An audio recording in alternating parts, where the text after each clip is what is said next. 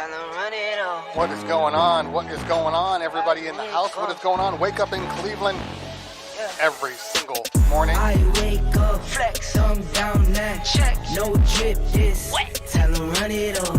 No sleep, no rest. Might crash, might wreck. But first I stretch. Tell 'em run it up. I wake up, flex, thumb down now. Check, no drip, this wet. Tell 'em run it up. I wake up, flex, thumb down now. Check, no drip, this wet. Tell 'em run it up. What is going on? What is going on? Wake up in Cleveland. It is a fine Thursday. Getting close to Halloween. Halloween is happening soon, so I hope everybody's, I don't know what you guys do for Halloween. Let me know in the chat what you guys are doing for Halloween. I'm probably doing some family stuff, you know, typical family, running around. I still have young kids, so, you know, with young kids comes hanging out with people that you probably don't even care about. The joy of being a parent.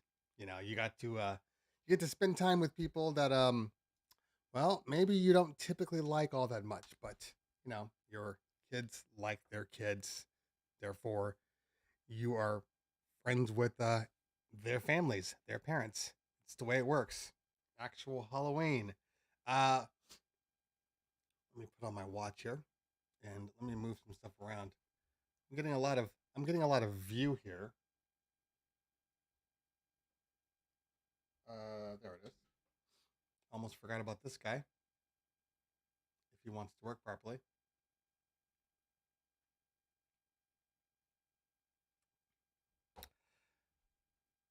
Had a little issue with power yesterday. So let me go ahead and fix that real quick before we go any farther. Hold on.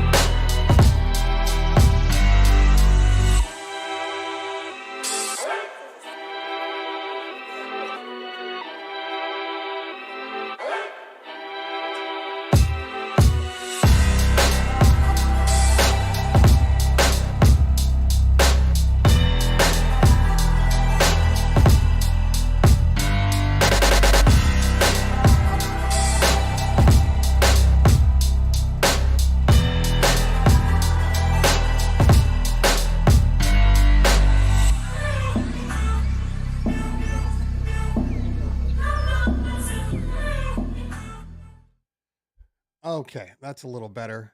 And a couple little things I'll fix later on. Like, for instance, my my ISO is on auto.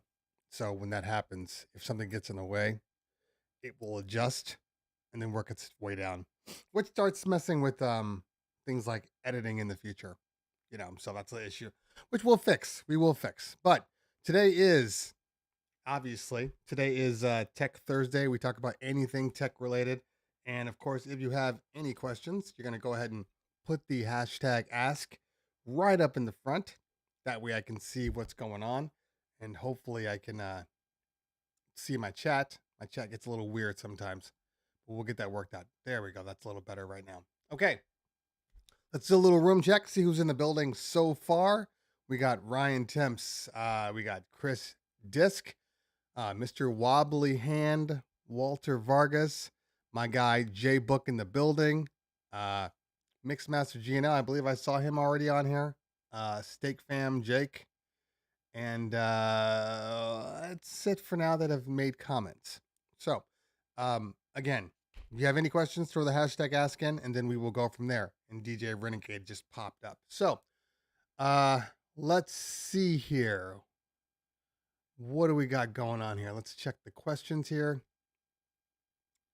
Actual Halloween or weekend before? Well, that's actually a good question. So for most people, especially DJs, I'm going to assume that most Halloween parties, if you are doing any, are taking place over this weekend, the 29th. So we have several parties that we have to do, bar mitzvahs, things like that. But then we have a couple of Halloween parties also. So yeah, we have that. I know Halloween's not until what, Monday or Tuesday. I don't even know when Halloween is nowadays. Monday, yes. So we have events tomorrow. We have events Saturday, and then we have events on Sunday. Some bar mitzvahs, some holiday related. So yeah, we're going to be working. I'm trying not to work on Friday, just because I'm not in the mood. The joy of being a multi-op is you can pick and choose which events you want to do.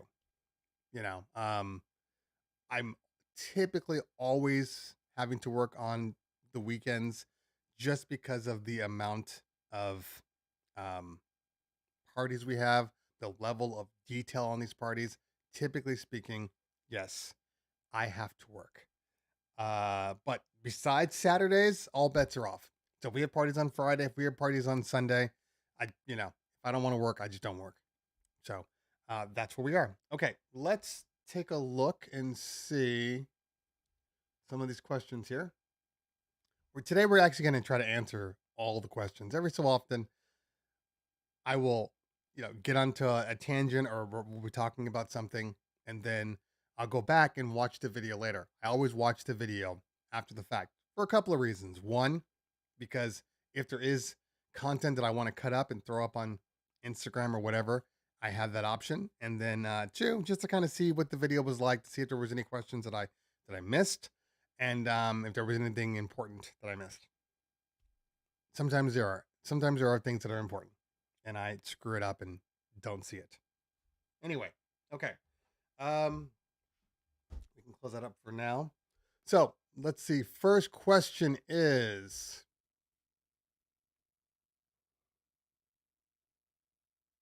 okay. Let's see. Ryan Temps says, starting up my mobile DJ business again. Did it loosely for 4 years, family and friends, then friends of friends. Tech and presentation has changed and need to invest in lighting and wireless mics. Don't mind spending good money if it means spending it once. Recommendations. Well, for microphones, I'm a little biased because I've checked on some mics, checked on others, and I'm a big fan of the Shure line. So if you're going to get a wireless microphone and you want something that's quality and decent, get yourself at least a Shure SLX wireless receiver, and something like a SM58 or Beta 87 wireless microphone, something like that. That's what I would suggest. If you want to get something a little better, the QLX line is pretty much rock solid. I don't think you need to go above the QLX line. I've been doing a lot of research on them because I do need to update my microphones. Yes, I've been using the Phoenixes. There's nothing wrong with the Phoenixes. I don't have a problem with them. They've been great, especially for the price point. But I also do need to have different levels of microphones depending on the presentations that I do. So my next microphone is going to be the QLX receiver and the KSM 11 microphone. It's expensive as shit. I know it is, but I've already tested this microphone. I know how good it is. I know how good I sound on it. So that's where I'm going to be heading. Now, most people don't need to have that, because think about it. The receiver alone is what, $600-700, and then for a good microphone, you're probably going to spend another, I don't know, 2 to 3. Like that, like a combo for the QLX is somewhere around, I don't know, $800-900, somewhere around there. The KSM 11 microphone on its own is, I think, $1,100 on its own. So not a cheap microphone, to say the least. But I'm a business. This is what I do for a living. So it's everything I buy is a write-off. So not a big deal. Okay. As far as tech presentation, in all honesty, I think you're still fine with the facade. There's nothing wrong with the facade. No matter what anybody tells you, facades still work. But if you want to invest in some furniture, go right ahead and do so. But facade works just fine. And lighting wise,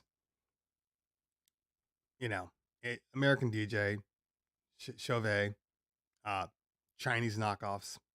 Nobody cares. Get yourself a couple of good, decent, somewhere around 75 to 100 watt moving heads, and you'll be fine. You'll be fine. Okay. DJ Renegade asks, if given a choice, which do you choose and why, Tidal or SoundCloud? DJ Renegade, check my previous videos because I've actually answered that. SoundCloud is bullshit.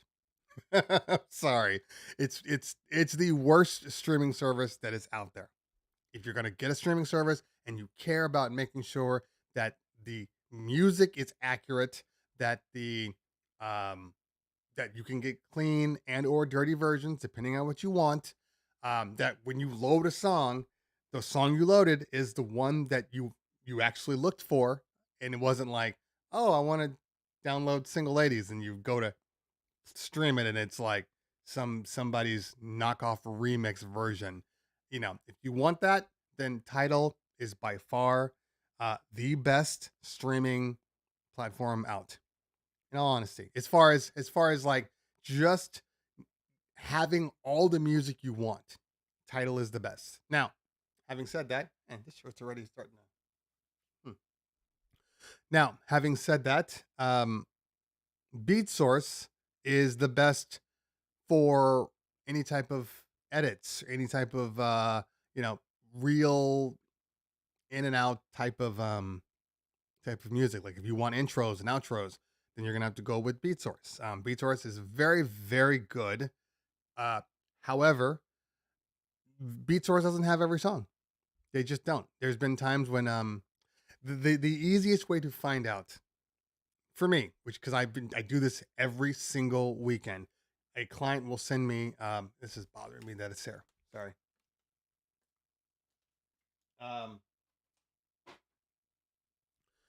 A client will send me their Spotify list or their Apple Music list or whatever, and then I will take that into Soundees and do a conversion. And I always do 2 conversions.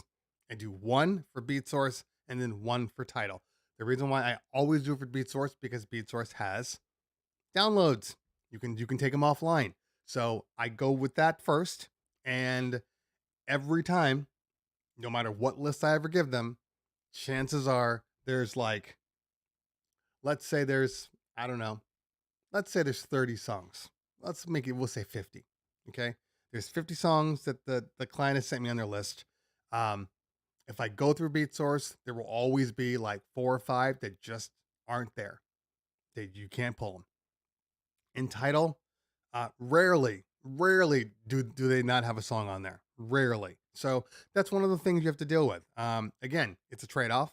You got offline storage. You have intros and outros. So it's a trade-off. I have both, and the problem for me is Serato. It's not the fact that I have 2 streaming services. I'd be completely fine with that. But if you use Serato, you're locked to one at a time. Every other company out there, DJ, virtual DJ, record box, will allow you to have multiple streaming services at the same time.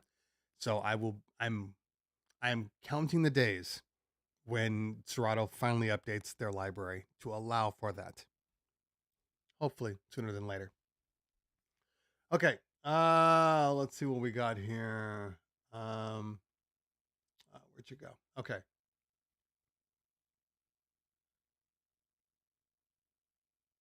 I just saw it and then it disappeared.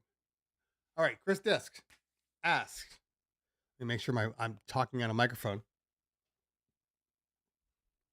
There'd be nothing worse than like doing all this conversation and then I look over and I'm like, oh, there's no audio. Oh, what did I do?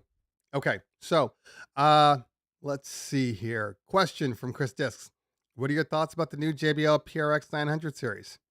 My thoughts are we own the subs. The highs went line array. So, unless you are into that kind of thing, you're going to spend a lot of money for the new line array speakers. So what we did was we did buy the 900 subs, and I have not personally used them yet. My partner used them. They did some things that are good and bad, depending on how you look at it. And we almost got burned this weekend. I talked to him yesterday, and he's like, "Yeah, I got to my party and realized that the plugs were Nutric. Okay, no big deal. We got Nutric things out there, no big deal. The problem is they're not the normal Nutric. They're a different Nutric. So your standard Nutric might have actually.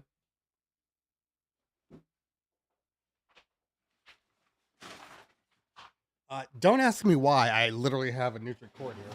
I'm dropping computers. Okay. All right. So this is your, let me see if I can get it up here so it'll show up. Come on, work for me. Work for me. There we go. Okay. This is your standard Nutric. And you can see here, you have kind of these two dots here. Got to get it in the frame. 1 and 2.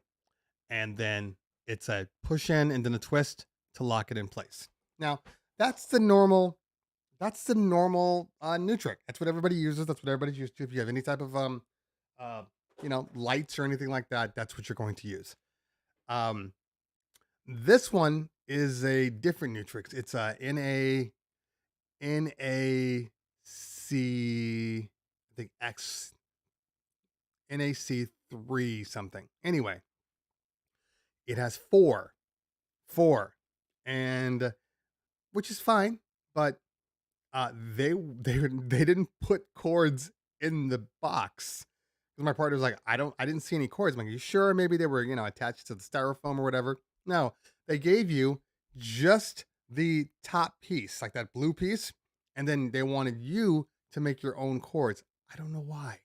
So that's a little bit of a hassle. We have to order cords because if we're not making our own cords, we're not that company. And obviously they're more expensive, but there aren't a lot readily available. And the thing is, this is how the problem is. And look, JBL has been making problems ever since we bought the 900. It's like we got the 900 boxes. The wheels and the covers were not ready at the same time that the speakers were ready. So even though we ordered the speakers, we couldn't use the speakers because there were no coasters for the longest time. Now they give us a box, and I guess because you're a professional, they expect a professional to be able to just kind of, do everything on their own. I like cords in boxes. I don't know, if I spend a crap ton of money, I'd like to have a cord in a box. So we had to order the new cords. And anyway, to make a long story short, so he got there thinking that they were just standard Nutric. Obviously the Nutrics wouldn't work. And fortunately there was a lighting company there that were able to give him, let him borrow some cords. So now you're dealing with having just one speaker system, and probably the tops too if you were to buy the highs also. But now you have to deal with the fact that there are different Nutrics. So now you have to deal with the fact that there are cords that you have to bring with you. You can't just go out and buy a cord or have a cord in your bag already. And the reason why they did this is understandable. The new cords, this new model, they're waterproof or water rated. They're IP68 or something like that. So they're outside, and you're not going to have a problem with electrocuting yourself or any of that stuff. And they don't come out under load. So as long as there's power going through them, you can't actually pull the power. You have to turn off the speaker before you can pull the power, which I think is nice. It's a good thing to have on there. As far as the sound, I have not done a 1-to-1. My partner has compared them to closer to the 828s versus the 818s. And if you know anything about the 818s, they're really good speakers. But if you have the choice between the 818s and the 828s, if you really want the best sounding bass, the 828s are definitely better than the 818s. Now the 918s sound very close. Very close to the 828. And that's the comparison I want to make. I'm not sure if they are better or if they are close enough. So I'm going to be testing those speakers. Hopefully, well, I was supposed to be testing them this Saturday, but we don't have the cords yet. So I'll figure out when I'm going to test them. It'll be soon. Okay. What are your thoughts on the new EV8 game changer to a ceremony rig? I have not used them. I have not looked at any videos. I have not even looked at Rachel's video yet. I will. It's on my to-do list. But yeah, I have.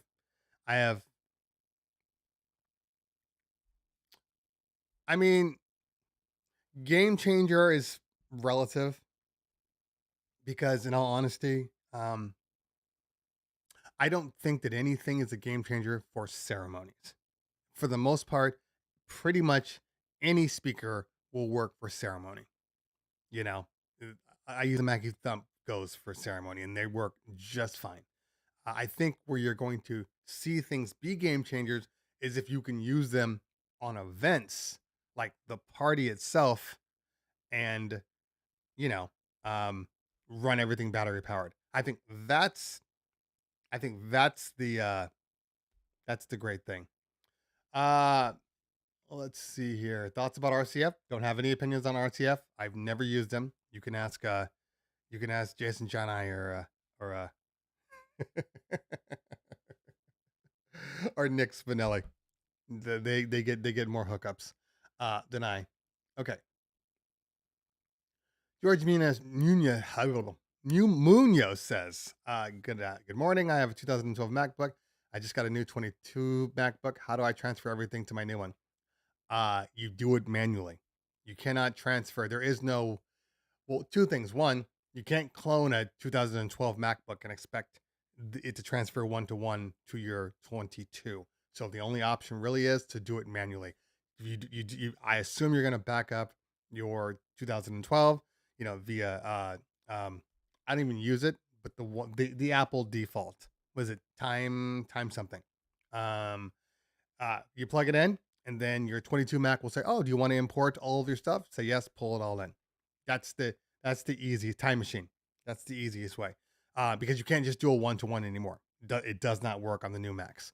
I think, in all honesty, it's probably a good time to see what you really want to move over to your new Mac. So, like when I got my new 14, I didn't pull everything in. I pulled in my music folder because that's my Serato and everything like that. And I slowly pulled in things that I wanted to pull in. Okay, let's check in my documents. Do I really need everything in my documents? Okay, let's pull in, the stuff that was on my desktop, all of that stuff. So keep a backup and then kind of go back and forth for a while and see what you need. Okay. Craig W. Gary says Line 6 is a great wireless microphone. Never used them, so I can't confirm or deny that. Call the Apple Genius Bar. You don't have to call the Apple Genius Bar to move your files over. Okay. All right, let's see here. Yes, I know those are PowerCon. It's Nutric, PowerCon. You know what I'm saying, Chris. Hold on.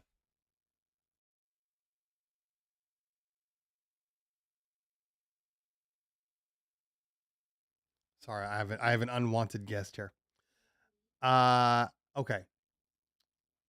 You expect to pay more for them to transfer. Primetime says, can you download title songs or is it just streaming? I think I just answered that. It's just streaming. DJ Solstice in the building. What's going on? Where's your free? I don't have any free speakers. People don't just send me stuff just because. Sometimes I'm learning just like everybody else. I don't get everything. And to be honest with you, I don't know that I want everything. I have enough stuff right now that I'm just like, I'm trying to stop getting stuff. I have reviews that are coming. I have 2 reviews that need to come next week, time sensitive. And I still have 5 more. So, yeah. And in all honesty, What I'm dealing with right now is a house full of equipment. I know. First world problems. It's something I really shouldn't complain about. I get that. But like I have a full Mackie thump system that I have no use for that I need to get rid of. Which is why we're going to be setting up actually on November 1st. I'll have a video up about my Mackie thump review. I said this before, but we're going to be giving away an entire system. A Mackie thump highs, lows, and a Newmark mix stream, the engine one. Mixed track, mixed stream. Their names get confusing. But we're gonna give that to one lucky individual in December. Merry Christmas. Happy Hanukkah. Happy Kwanzaa. Yeah. And for a couple of reasons. One, I don't need them, and I'm not a pack rat. I don't want to just keep things just because. Like, I'm done with that. Things have to go. So, whoever wins, all they need to do is pay for shipping, and then they get a whole system. Whole system. Okay. George Munoz, have you ever used Crate Hackers, the software? I think it's software where you get the bride's playlist and looks for the songs in your library. Okay, George Munoz, I have a feeling you're not actually watching all of my videos. I have a full-on Crate Hackers video. In fact, there may be two that I talk about Crate Hackers. So yes, I have used it. Crate Hackers is a very good software, especially for newer DJs or DJs that are looking to just kind of clean up their stuff. Yes, Crate Hackers is good. Check out the video. I have literally a one-on-one interview with Aaron from Crate Hackers. We talk about the whole thing. So yeah, make sure you do. PowerCon and TrueCon. Yes, you guys are nerding out right now. Okay, it doesn't really matter if it's PowerCon or if it's TrueCon. This one is a TrueCon 1. If you guys really want to be nerdy, I didn't feel like you guys wanted to be that nerdy, but yes, TrueCon 1. That's what we're dealing with here. Mojack's in the building. What's going on, fam? Why no Twitch Cleveland? Yes, I hate you now. You love me. Don't try to lie, Craig. Yeah, I moved Thursdays just to YouTube. Twitch is on Tuesdays now. I wanted to be able to have a separation of the two, and because of Twitch, I wanted to do more music related videos or music related streams. So for Tuesday, like this last Tuesday, we did a mixed stream Tuesday or a mixtape Tuesday where I had like 5 people send me their mixtapes, and then we just went through them all and kind of reviewed them. So I couldn't do that here, obviously, not without being demonetized or even blocked. So that's it. So one thing I will say to everybody on here, I know people have questions about gear. I don't use every piece of gear. I need to make that very clear here. So people that are like, "Oh, what's your take on Yorkville?" I don't know. I think I've used them one time. I wasn't impressed the one time I used them. That does not mean that they are not good or they don't have good products. It just means that the one that the person gave me was trash. I am a JBL QSC. I know there are great things about RCF.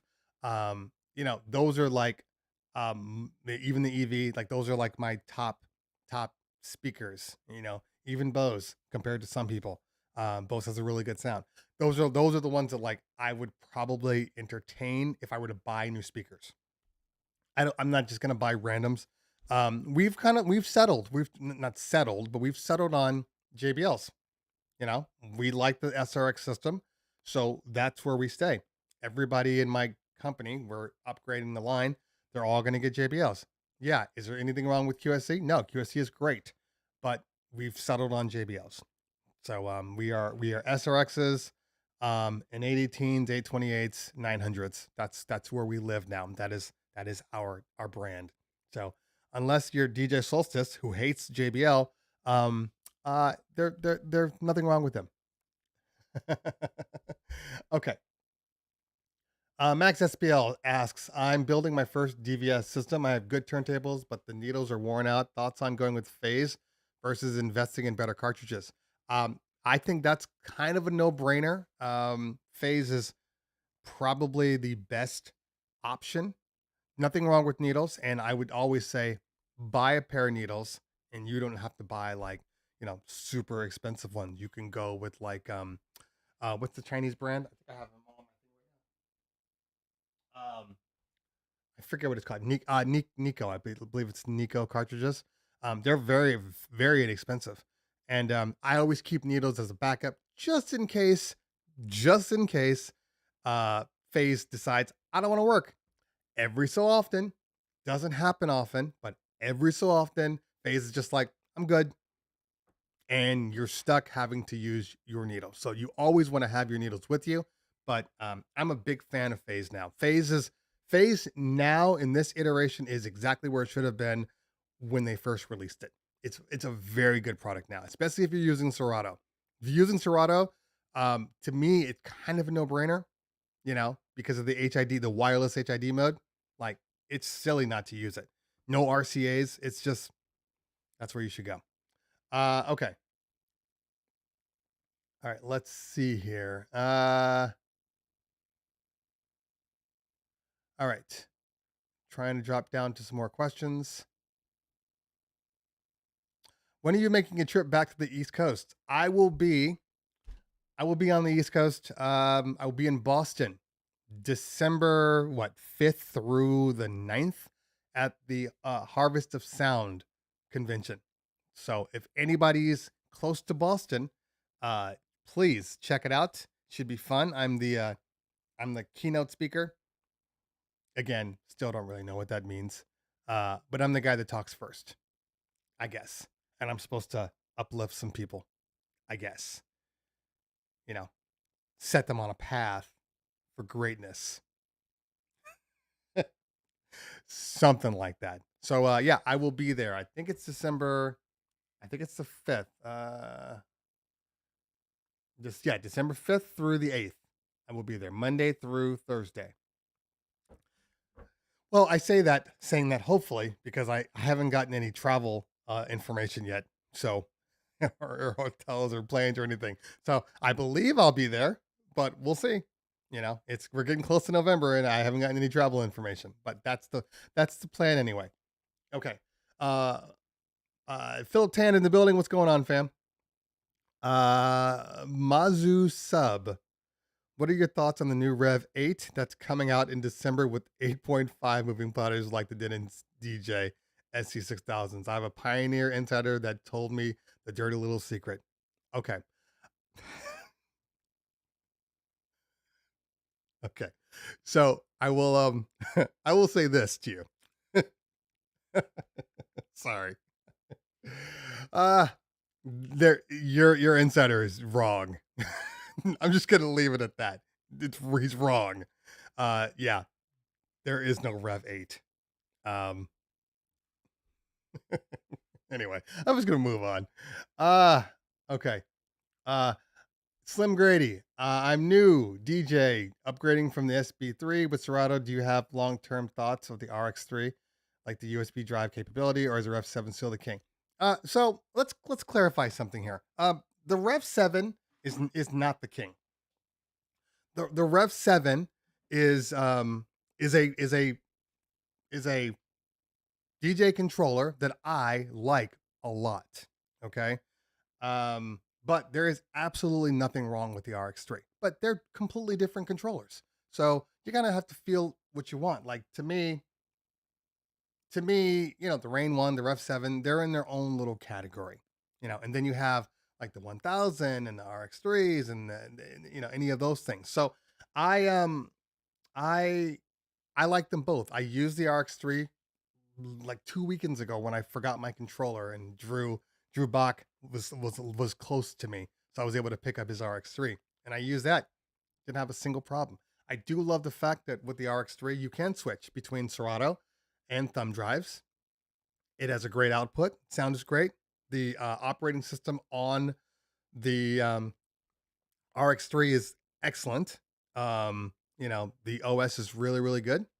So it's not about one being better than the other. It's about what you prefer. Now, I use the Rev 7 because I am a turntable DJ, um, you know, through and through. So that's why I prefer the Rev 7 because it's the closest thing I can get to two turntables in a mixer in a small form factor, you know, but nothing wrong with the RX3. Okay. I am rocking with it right now. Theo Rig, DJ Breeze. Hey, thank you so much. Appreciate you. Okay, let's see here. What keyboard are you using? This is a cheap wireless keyboard from like Amazon. It's called Arctic. But the reason why I like it is that it has there we go. It has the keyboard, but it also has a trackpad. So, one keyboard to do it all. Anyway, Professor BX in the building. What's going on? What I say? What is the king? I didn't say anything was the king. Okay. Can you give experience with the Mackie SRM V class? Which subs would you pair? Okay. So yes, I know I haven't done that video yet, have I? The SRM video. The reason why I didn't do the video, I had already tested the subs a long time ago, and then I had a employee that was using them, and the speaker pole cup broke, which I thought was weird. I've never had a speaker pole cup break on me in any system, like any system. And it didn't just break, like it snapped through and through. So I replaced the cup because I did have the SRTs. And so I took out the cup on the SRT until I was able to get the another one from Mackie. And so that was the issue. I was like, I don't like that. And then I opened up the SRT versus the SRM. It's night and day different product. Night and day different product. Anyway, what was I going to say here? So, the SRMs are good speakers. They're solid. They're for the price. I like them. I do. I which subs would you pair? So this is my problem, my issue with Mackie. It's not their speakers. Speakers are good. Their lows are average at best, maybe even sliding down to mediocre. I am not a fan of any of their subs. I've listened to them all. I just think that there are better options out there. You know, any sub is better. The problem with the Mackie subs is and this is the irony of it all. I haven't done the video yet, but I will. And I will say this. The problem with the Mackie subs are they they might be called like the Mackie thumps, but they don't actually thump. Like they're just lukewarm. It's just a warm bass. They don't hit. They don't feel like, you know, like you don't feel the bass. Philip Tan in the building. Hey, good to see you, man. Thanks for hanging out. So that's the problem with them. I love the highs are great. You know, it's like I said, for the money, the highs are really good. Subs are anyway. Okay. I feel like I jumped ahead here.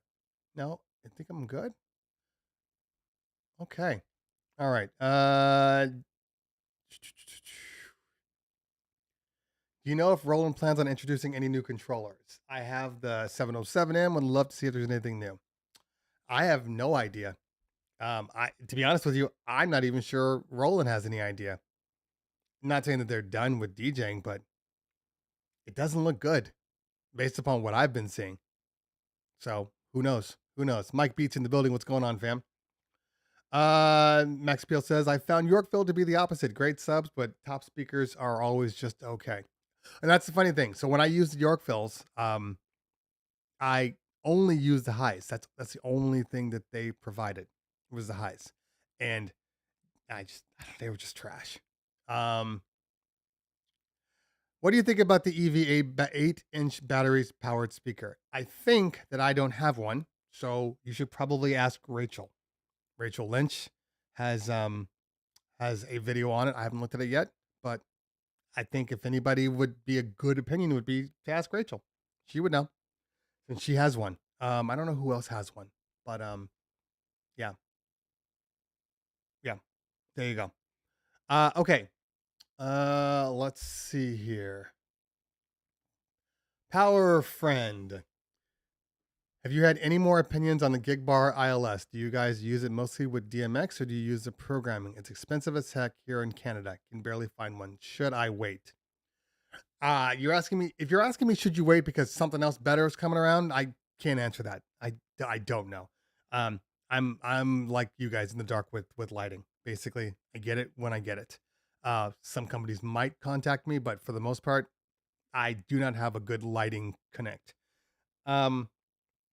But there's nothing wrong with the Bar ILS.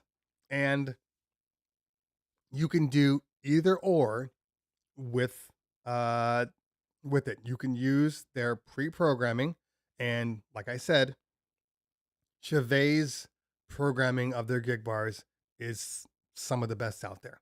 It's really good.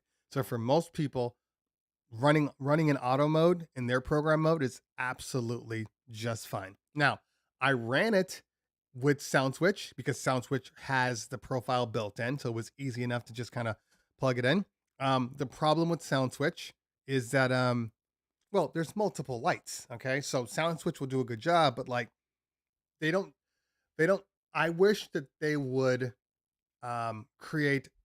So in SoundSwitch, you have the option if you're dealing with multiple fixtures to kind of separate out the hierarchy or the priority. You know, so maybe your moving heads are primary and your up lights are secondary, and maybe you know whatever your washes are third. You can decide those things.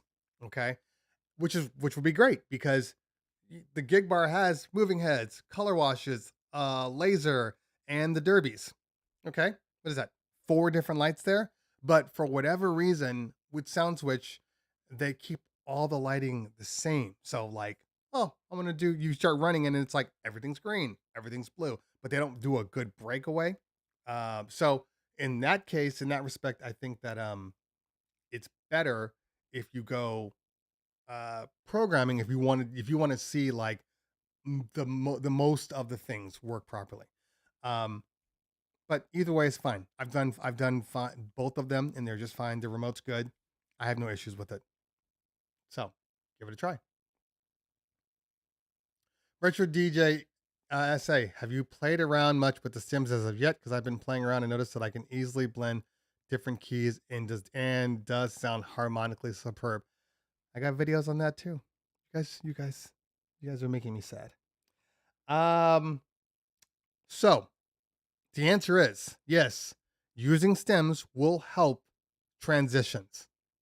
Will help if you're running into key problems. Stems are great for that because you can take out the bass and the melody. The only time you're going to run into key issues typically is on the melody and on the bass line. So if you remove that while you're transitioning, you have no more different key issues. I think that for the most part, that's going to be the primary way that people use stems. At least in my opinion, that's the most obvious way. Now I know everybody's going to. I use stems a couple times now on a couple of parties. Yes, a couple parties. I did have my backup. I had my Prime Go activated. I had my DJ algorithm DJ for iPad plugged in also. So I have all the options here, and it's best the way I just described. But like another way is when you're doing the transition, and you know you're finally starting to move over, just pop it on the acapella real quick, and hitting either the acapella echo or well, you can't do an acapella echo without it taking away the music. But if you do acapella and then the echo, I find that's a really good tail, and it goes nicely. You know, especially if you have some of these newer these newer controllers, like the Rev 7. The Rev 7 now being able to use like duck down just on the acapella is fantastic. So there's a lot of different options there. Okay.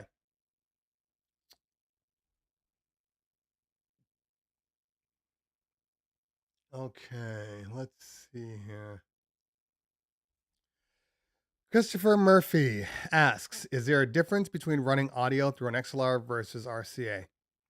Not really. All intents and purposes, it's fine. What you're dealing with is, in certain cases,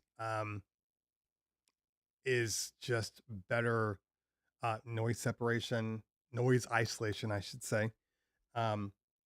And, sometimes a better connection. And, you can't daisy chain RCAs. You can with XLR. So there's a lot of different options on why XLR is better. Typically with RCA, you're going to need another mixer or something to run your audio through, and you're still going to need quarter-inch or XLRs. Yeah, you can do RCA to XLR. That is an option. Yeah, I just kind of stay away from it. But in general, XLR is just better. And you have more control, more options, more abilities to extend your XLRs than you do with like an RCA. Okay.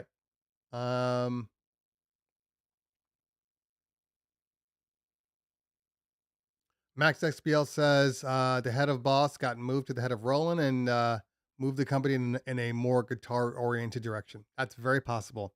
Very possible. It just, when you're coming out with one or two products every year or so, you're not going to have a long life. Okay. Justin Rabat, do you think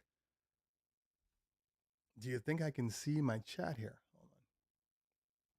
Do you think Pioneer will do a UI update for the 3000s? It sucks not being able to add tracks to playlist while on USB, or even being able to give the track rating would help. I don't know. I know there are people in the chat right now that have far more knowledge on if there is an update for the 3000s. I will say this. If anything's going to get updated out of all of the products, it's the 3000s. That is their workhorse flagship. So, and I don't think they're done with it yet. So give it some time.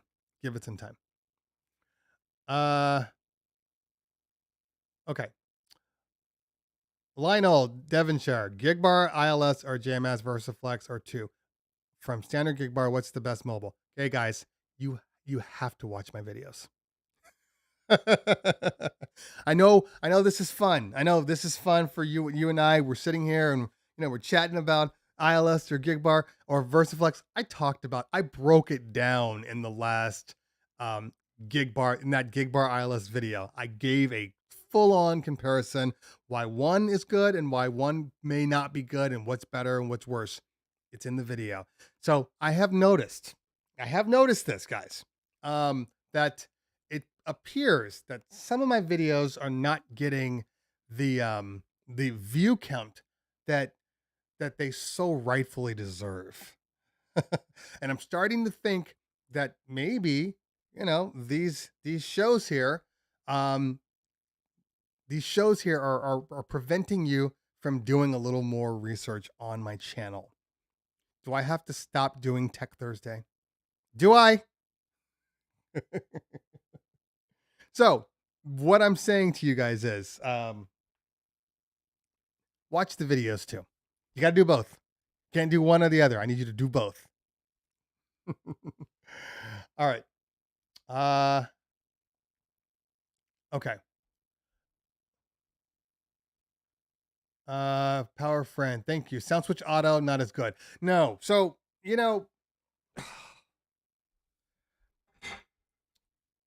Sound Switch is very, very good. Okay? It's very, very good. The problem is callback pop-ups at the end of each video.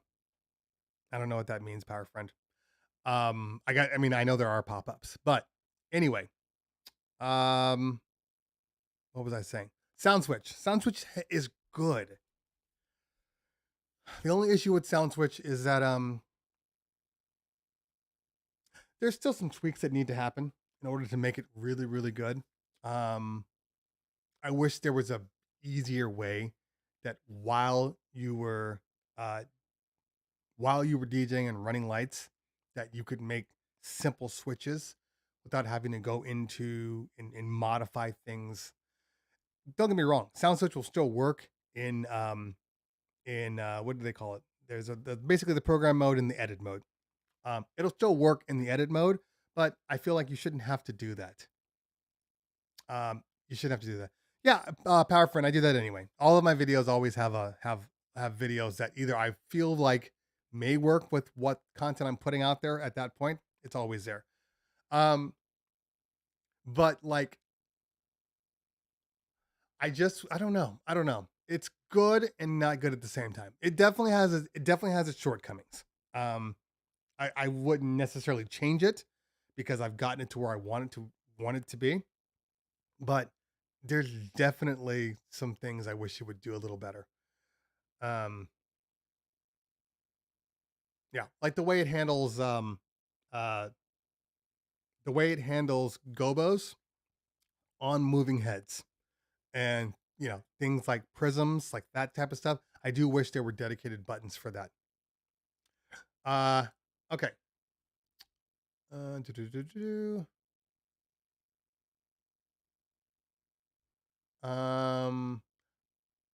no, people are not watching because of the callbacks.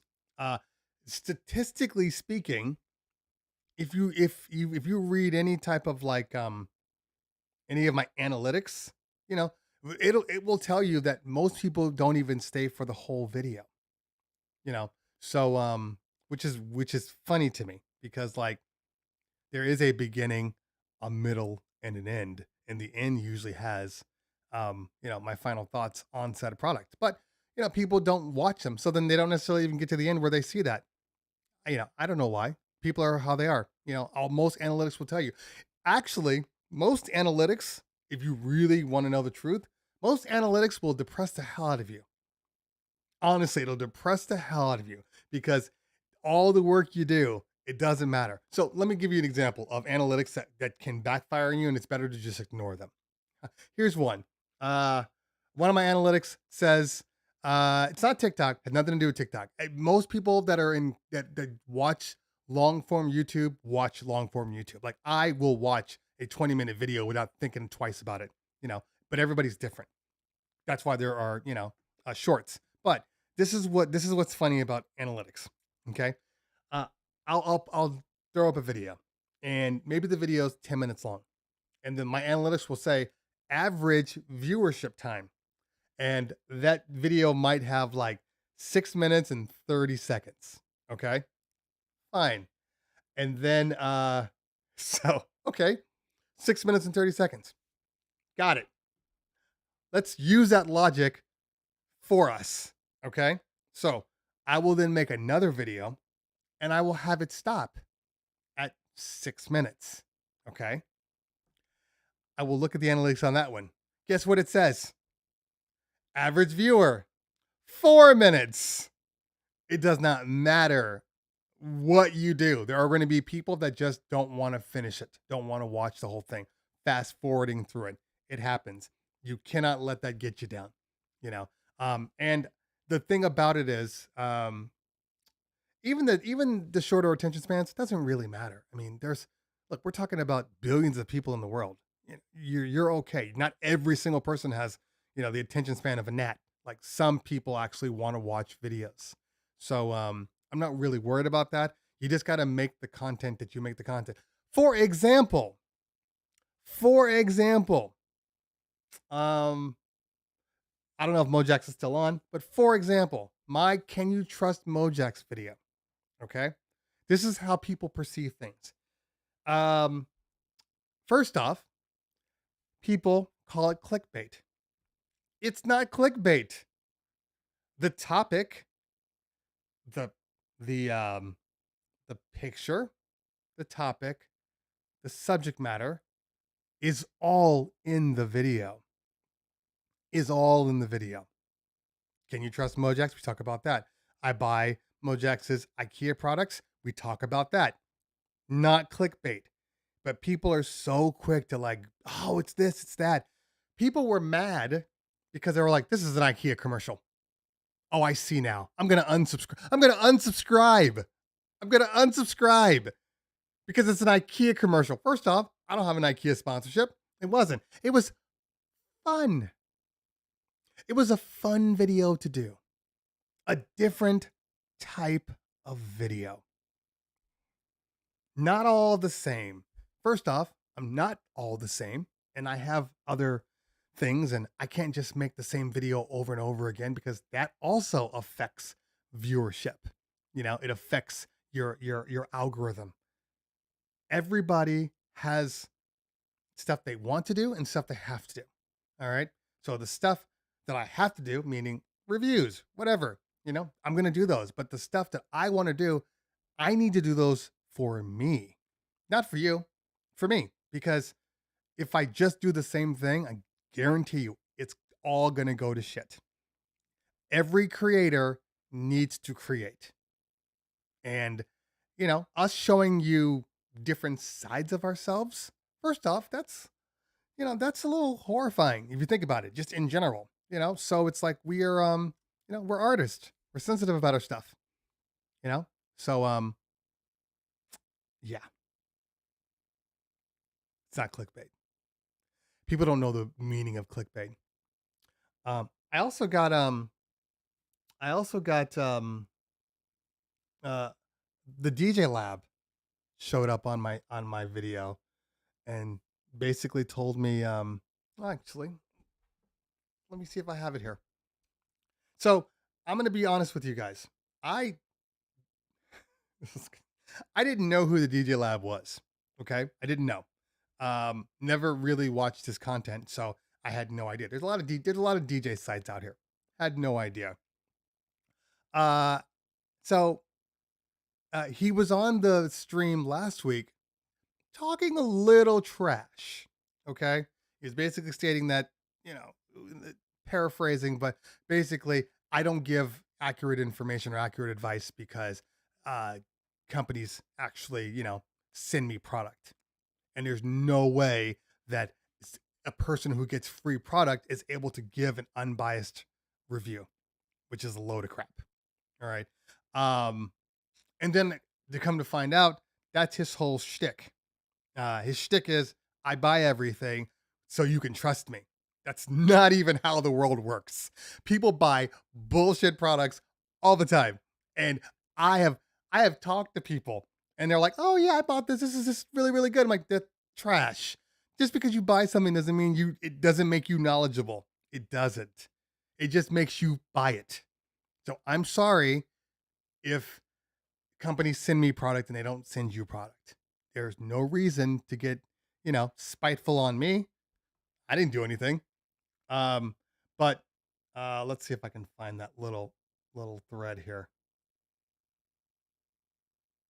Where is it at? Okay. I know it's in the comments. Oh, here we go. Yeah. So I posted this and he said, just another clickbait thumbnail. I can't believe you did this kind of tactic. Money getting tight. Now I'll have extra content for my rant on my channel. First of all, the fact that you're using me as your content tells you that you need to work on your content. No, wasn't clickbait thumbnail.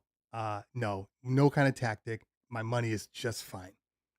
I don't need YouTube money to be just fine. So let's just clear the air here. All right. I have a very successful DJ company. I do YouTube for me. Has nothing to do with money. I don't even spend the money that comes through. It literally goes into a savings account and I use it for like a rainy day. For instance, during the pandemic, when the pandemic hit, we had bought this house like, I think we're going on like 5 years. We bought the house like, 3 years before. they had said, oh, your roof will last another, 5 to 7 years. Year 1. Hey, look, there's a leak. Thanks, guy. Thanks for checking out my house and giving me accurate information that I could make a good buying decision. Thank you. Thank you for that. So, so we've been needing to replace the entire roof.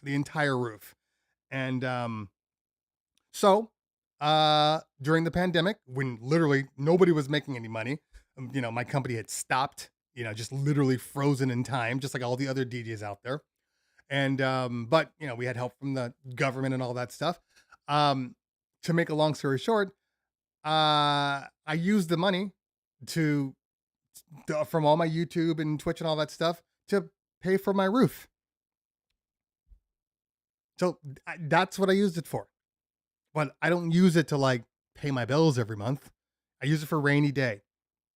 So anyway, I guess my whole thing is people who think they know me because they watch me on YouTube have absolutely no idea who I am. Okay? And we can be friends and we have our like our work relationship. But you don't know me. You don't know what's going on in my life. You don't know how successful my company is. And you don't know this because I see it online. When people tell me, "Oh, there's no way you're that successful." Yes, there is that way. It's just because you aren't that successful and you can't see other people being successful. Or for whatever reason, the only successful person that can exist as a DJ is Jason Janai with SCE. And Jason Janai is my friend. That's not a slight. I'm saying that for whatever reason, that's the only person that is allowed to be successful.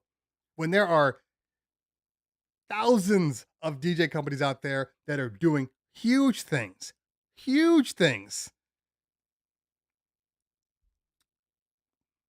Just petty. Okay, let's get back to a couple of questions I saw Donna. So Donna says, how can I fix my SB3 right side BPM fader is not moving or changing the BPM? Well, there could be a lot of reasons for that, Donna. It could be as simple as a defective board.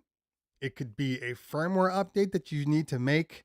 It could be I don't know. You don't even have to be there till 2:15.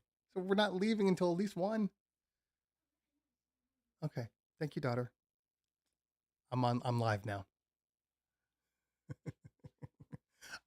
Thank you.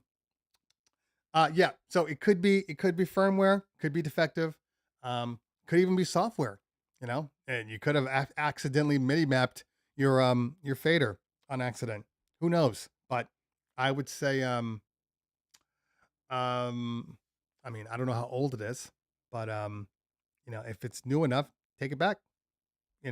Go onto the Pioneer forums, post there. But yeah, I don't have an answer as to why it's working. Sometimes it's literally just like a MIDI thing, and if you clear the MIDI out of your Serato, sometimes that fixes the issue. It just depends. Okay, let's see here. Cameron Justice. So the funny thing is, I did that one kind of on a whim, because of the IKEA stuff. But it's not something that I'm not opposed to doing it again. I'm not opposed to doing it again. I got to figure it out. I think this is kind of the starting point of where I want to head a little bit more. And that's kind of into more, I don't know, documentary style videos. Things that are kind of near and dear to my heart, or things that I have an issue with. I want to start doing some more journalistic stuff along with the normal stuff. And, obviously my IG stuff, which is typically more humorous than it is, factual. So basically, the way it breaks down is something like this. So YouTube is going to be reviews and long form content, documentaries, all that stuff. My funny stuff, skits and all that stuff, that all falls on like IG Reels and or TikTok. And then Twitch is going to be kind of resigned to music related content, whatever that may be. Those Tuesdays are going to be things where I can throw music up and not be worried that, I'm going to lose my channel. I'm not worried about if I ever lost my Twitch partnership or my Twitch channel, I'd be absolutely fine. If I lost my YouTube, that's a whole different thing. So I have to keep my YouTube, clean, which is the same thing that DJ TLM did. He's got his TLM, but he also has like his personal channel where he DJs because he didn't want to screw up his TLM channel, so everybody's different. Okay. Slim Grady. Yeah, they caught me off guard too. And like I said, it was just fun. I did it in a day, edited all the content. Actually, the more stuff happened from the actual editing. All the time was in the editing, trying to research Mojax and pull up pictures and stuff. That was the hard part. Everything else I can fly through. I typed up my script, within like, I don't know, 30 minutes or so. Then I could edit out the video that I recorded, which by the way, besides the talking head piece, everything was shot on the iPhone. I had my camera. I had my A7 IV. I almost brought it in, but I felt like if I brought it in, I researched, can you bring cameras into IKEA? And people were both sides of it. They were like, yes, you can. People were like, no, you can't. They're, employees don't care. So there was all these little things. And so I decided I'll just take my phone in. So that was all phone stuff. Phone has a really good quality. Okay. Let's see here. All right. So again, you have any questions? Throw the hashtag ask in the building and we will get moving here. Hold on one second. Let's go to another commercial. So I knew there wasn't anything wrong with the S9 per se. So I guess I didn't think about it. I don't know. Maybe it was just me thinking about the set or me consuming all those shots. Or me consuming all those shots. Hold on one moment. Hey, future me, what are you doing? I'm editing your videos. What else would I be doing? No. I get that. Why are you using virtual DJ samples? Well, you said that you would never use the virtual DJ samples. So I put them in to show VDJ users that we care. See, I'm helping you out. You know you're probably gonna piss them off again. No, we're cool. I'm on the forums. I got a username, I got a password and everything. I'm a part of the community. And when you're a part of the community, you can make jokes, because we're all just having fun. That's what we do. And it's kind of like being black. Because when you're black, you can say, hey, come on, man. Trying to get me demonetized? Why are you being so stupid? Well, considering you from the past, if I'm stupid, I got it from you. Whatever. Yeah, whatever, back at you. Why don't you go say something smart on the camera, smart brother?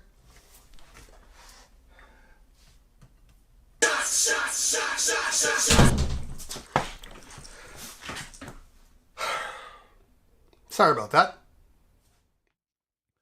Okay.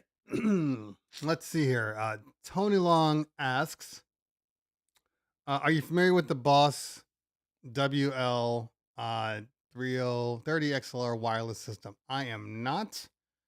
I'm not. Well, maybe we can research it. Do I have I do. Let's see if I can find this thing here.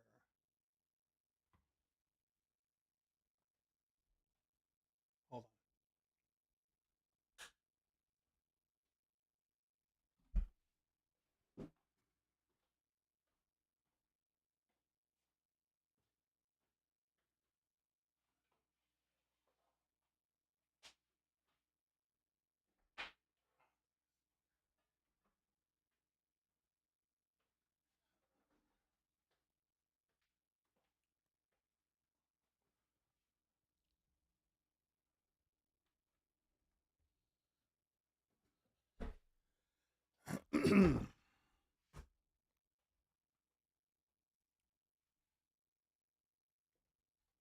Okay. All right. Let me get rid of that thing. Okay. Let's take a look here.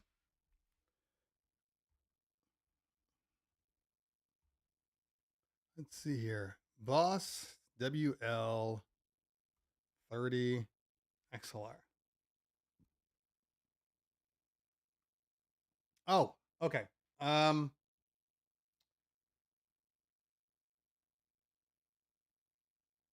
Why aren't you popping on? Demo?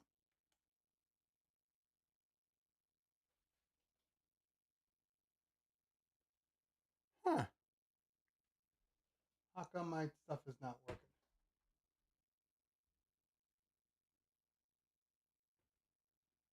Okay. For whatever reason, why is my thing not working?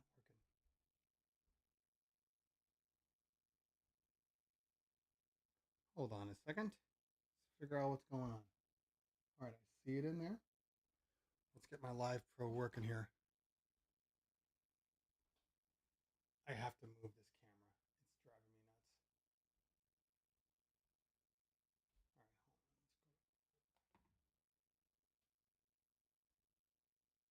All right, hold on.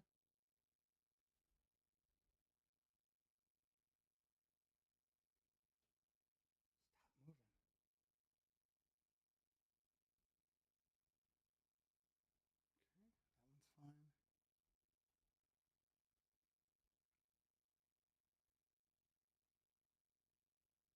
All right, there we go.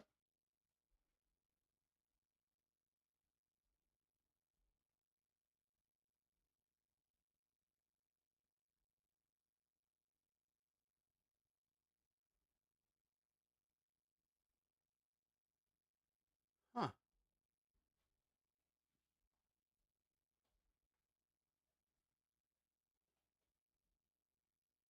Huh. Okay. Sorry guys. This is not working properly.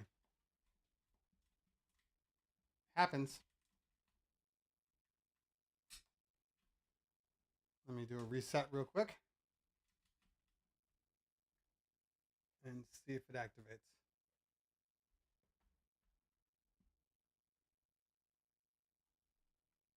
Okay. At least it's popping up in the device manager. That's a good sign.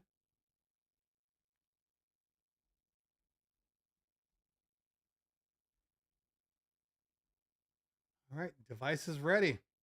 Let's see. Because I don't believe it. It's not ready. It lied.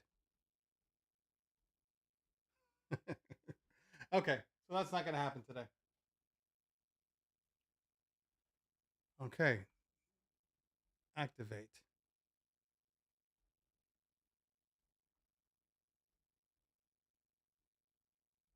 Yeah, not going to happen. Anyway, so basically,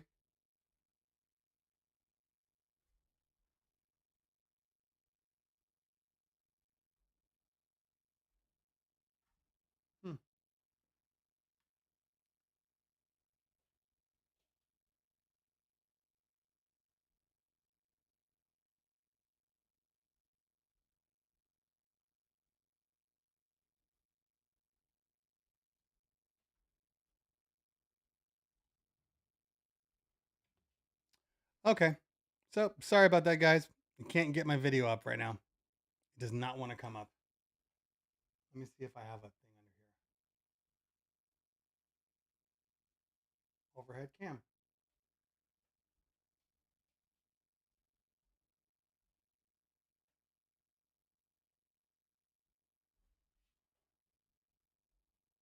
So sad.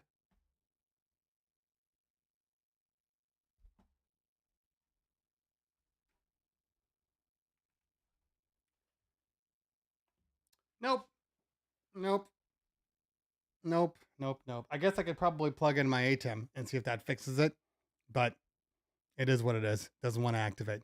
So, anyway, to make a long story short, to be honest with you, the Boss WLs, and I will pull them up right here, look just like um, the ones I just reviewed.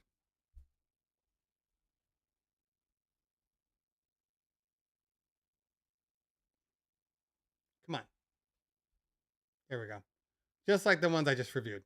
So, like the X5s. So, chances are, because I'm never convinced that like any of these companies truly make their own products. Like, I'm not truly convinced about that. I think that anytime you see a knockoff, it's still made by the same company. So I'm sure it's fine. But the only difference, the issue you have to worry about is just making sure that the distance is good. And like I said, I've gotten up to, about 100 feet. My partner said with a pure line of sight outside, completely pure, straight on, he was somewhere like 160 feet away. Like it was some very, very big number. So everybody's different, but like I'm a big fan of the X5s. These are good too. They're actually more expensive at 275 comparatively speaking. But I just don't know. I don't know. I'm sure they're fine. All right. Let's see here. All right, let's go back up. Mix Fix DJ. What time is it? 11:41. Okay. Do I need 2 preamps for my 2 PLX 1000 turntables if I'm using active speakers? Well,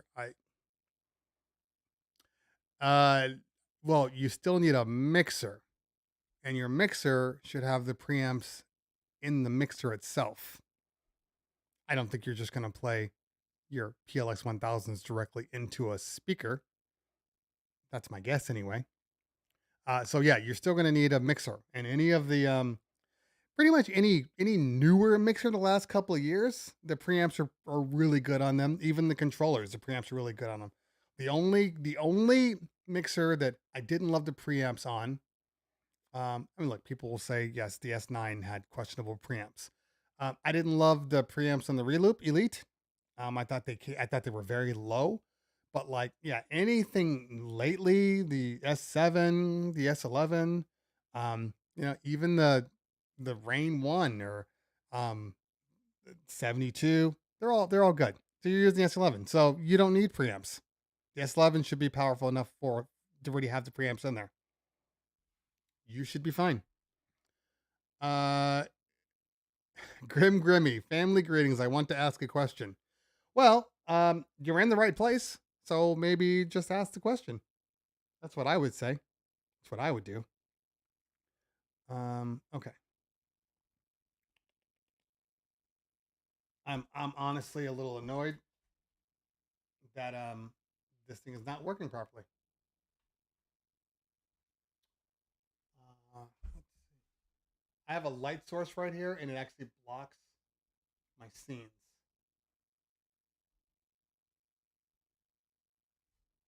And it makes no sense.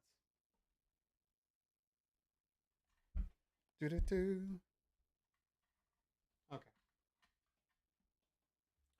All right. Next question is going to be. Yeah, that's it's stupid. This is going to be one of those. I turn off OBS and turn it back on again, and it's absolutely fine because that's how it works. Okay. Next question. Four corner radio. Hi, Leon. Good to see you. Brian Rodriguez. Best way to add samples, horns to Serato. Do you have a specific source for gathering samples using the 1000 SRT? I don't know what that means. So, when you say horns, are you talking about like air horns? Like that kind of stuff? I mean, Serato, I wish I could show you, but I can't get my damn thing to work right now. Serato has a sampler in there. So it's literally just a drag and drop. As long as they're on your local, I don't know if they're required to be in Serato. No, they probably are. So as long as they're in your Serato, you should be able to drag them right onto the sample and then choose how you want the sample to play. but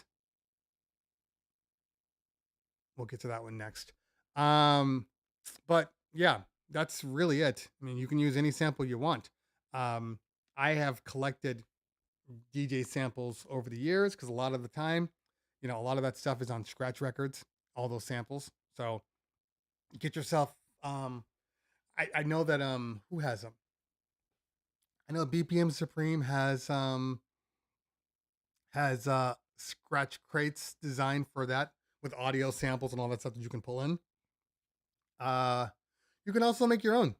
It's one of those things that people don't realize. You can literally make your own. You can take a song, set a cue point to the place where you want that sample to start, and just use that. Like, you don't have to. You can get them from anywhere. You can make a sample out of anything. Okay. Did I miss my answer?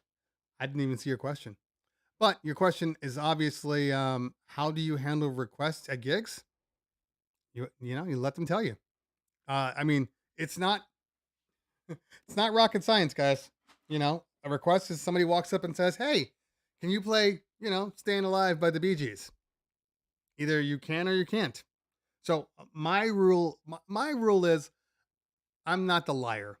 There's a lot of people that are liars out there. They're like, yeah. Like, that's a couple people go, just tell them yeah. Like, why? And all that does is piss people off.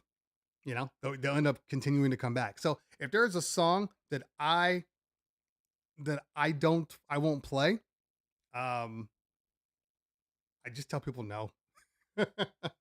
It's better to just be honest with people. You know what I mean? Like, nope, sorry, it won't work for what we're playing tonight. Nope, sorry, client already said that I can't play that. Nope, sorry, it's inappropriate. For whatever reason, and then I walk away from there. And in all honesty, that's me.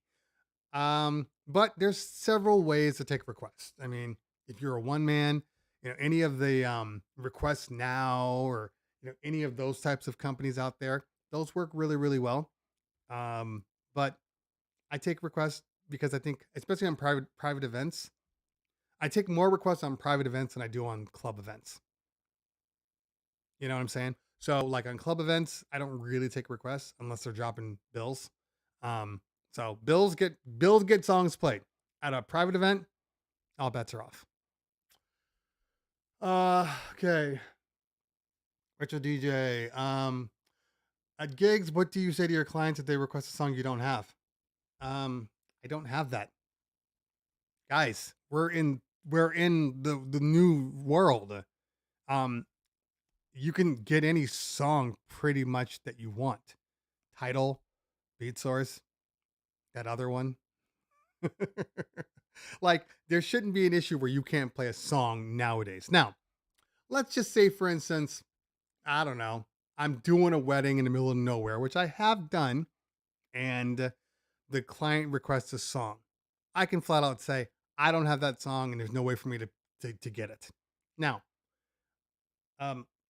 if a client requests a song, there's some things that you should have probably done on the front end. And that is, don't understand, fam. I don't know what to tell you. You have to be more specific when you say don't understand. In all honesty, I keep in mind, this conversation is a text message to voice. So I need to understand before I can say anything else. So give me more information. If a client, before you do the party, you should have some sort of a questionnaire, an email, something that says, hey, what music do you want to hear? What music do you not want to hear? Just at the bare minimum. Okay. And then let them tell you, like, what songs do I absolutely need to have that you want to hear that night? And then what songs do you not want to hear? That's it. And then at the party, if they're like, hey, can you play this song? Oh, I don't have that song. What do you mean you don't have that song? It's not a song that I play. It's not an obvious song.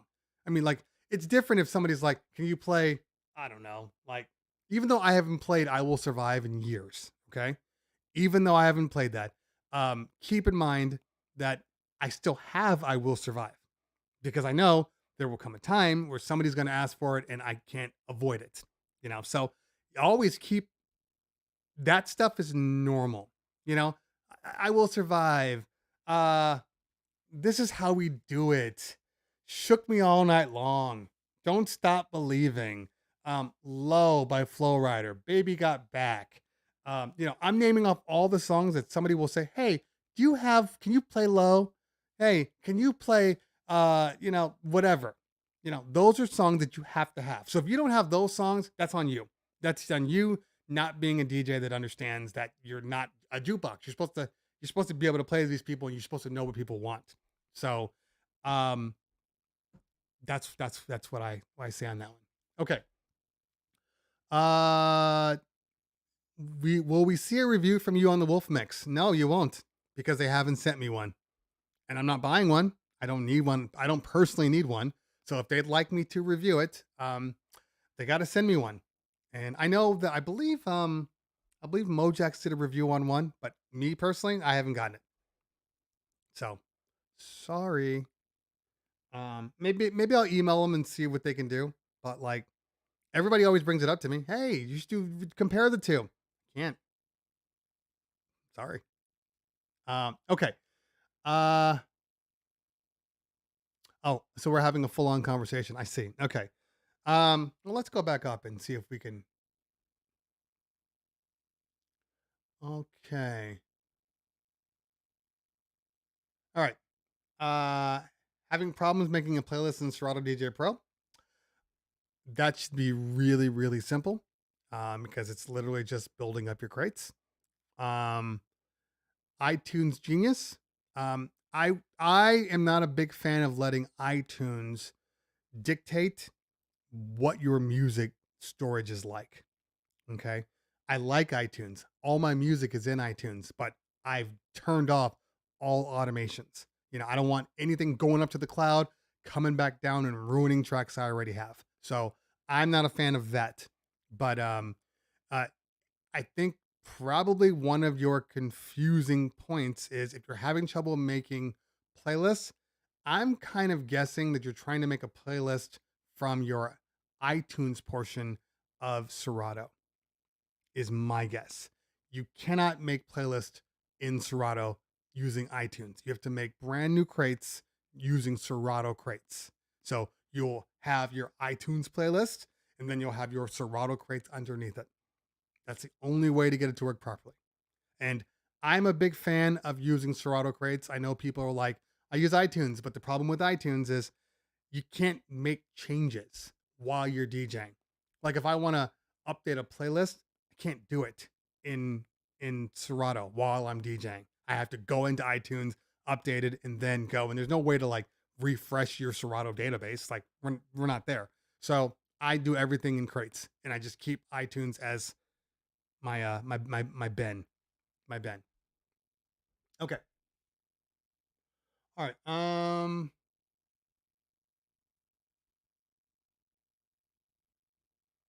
Okay. Ryan says, I heard you say during that Mix On First Look that DJ Pro will be an app to keep an eye on. What new features do you foresee will get implemented there before any other software? It wasn't about new features. I mean, first of all, you know, they had stems before Serato did. So I'm more concerned about DJ in their future because the fact that Serato has stems. Now, DJ still has a better library management system, just like Virtual DJ. It's the only system that you can work off of an iPad. And I'm hearing some things in the future about syncing that might change the game a little bit with Algorithm DJ. If they can do what I've heard, then it'll be great. You know, one of my main beefs with it is that you have to use iTunes to sync your music into DJ. And I think that's a very limiting factor, especially people that use like Serato. So that means now I have to resync my Serato to my iTunes, which isn't necessarily a bad thing. Mixmaster GNL's applications are really, really good with that. So that's not a bad thing, but I don't feel like I need to do that. So, so basically, if they can find a way to, because like right now, the reason why I can use Algorithm DJ on parties is because Algorithm DJ reads my Serato playlist. So I can, it knows everything that I'm there. So that I can just go in there and DJ like I normally DJ. But when I go to my iPad and I have no music on there besides streaming, well, that's a daunting task that I don't want to get into. I don't want to go back and have to pull music or have to resync or whatever. So they need to find a way to move stuff to the cloud and have it come back down, so I don't have to do that. If they can do that, that's game changing in my opinion. But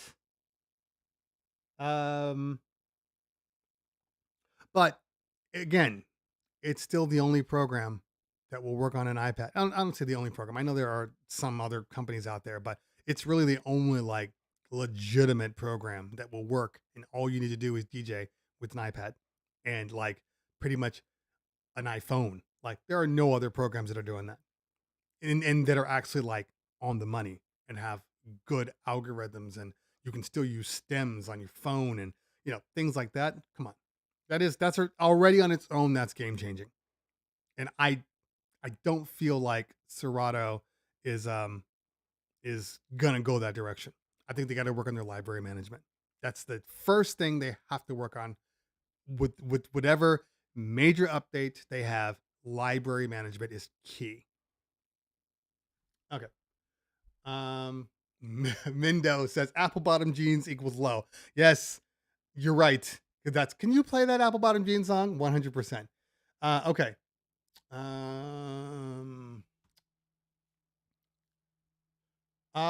DJ Notice 650 says keeping music to DJ on an internal or external. Okay. I'm the wrong person to ask about that. I'm the wrong person because I cannot stand external drives. And people will tell you that, look, there are benefits to using an external drive. All right. Professor BX, Mixmaster GNL, they'll all tell you that it gives you options that you can't do on an internal. I just don't care.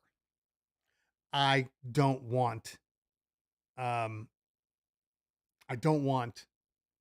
to have to lug around another hard drive. So that's just me. I like having everything sitting in one computer and I just go. It's good for me. Now, I'm not opposed to like having like your videos, like if you're video mixing on an external. I get that. Video files are huge. They take up a lot of space. So that makes sense. But music wise, I think the only reason why you would need an external is because you're a music, what's the word I want to look for? You are not good at cleaning out your computer and you have too much music that you're not playing. That's the problem, because I know this for a fact. And everybody should do this. Okay. This is how you can tell how many files you are actually using. Now, before I say this, I am not saying that you delete every song you don't play. That's not what I'm saying, because there are times when a song will get requested, or you have a wedding or a candle lighting or something where you need to have that song, and it's good to have. But I think what happens is we end up having too many of those things that we never play again. And that's why streaming is going to change the way we do things. Streaming is going to eliminate all those unnecessary crappy files that we don't play.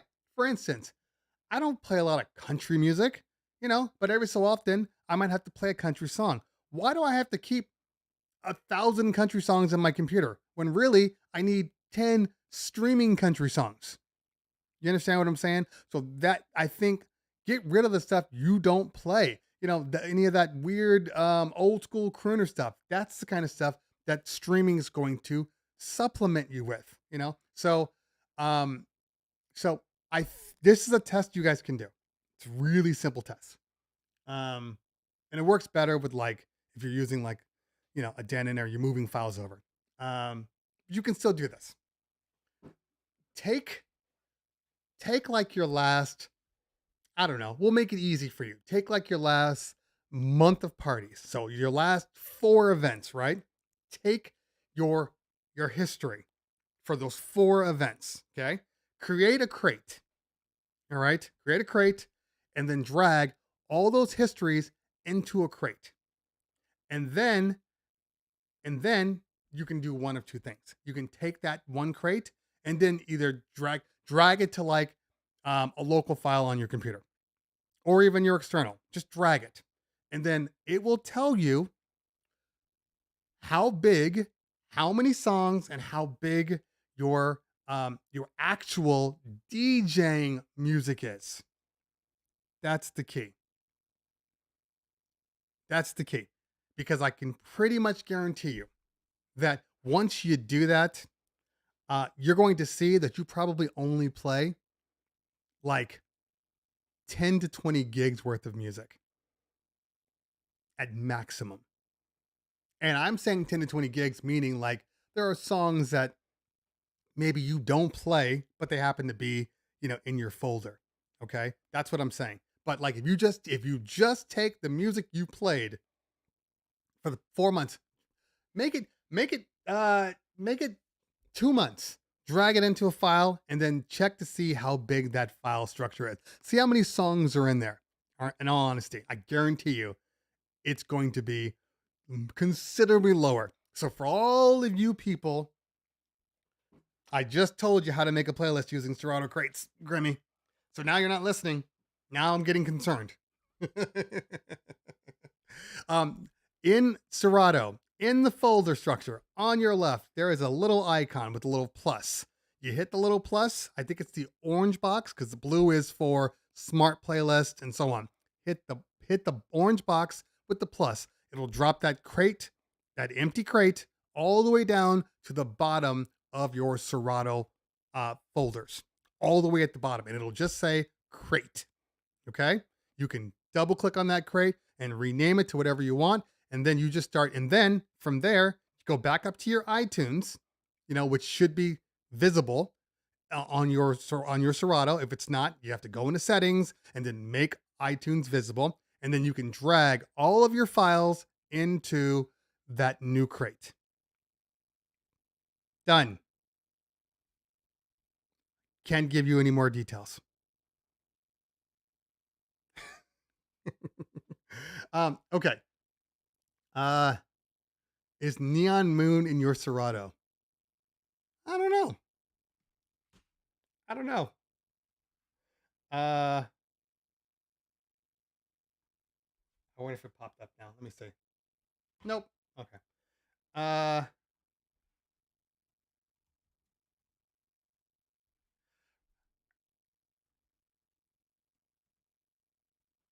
Neon Moon. Yes, it is. But do you see what I'm saying? When was the last time I played Neon Moon? Now, of course, you always need to have some sort of an option in your crates. Like you can't just delete them and not have like a way to download.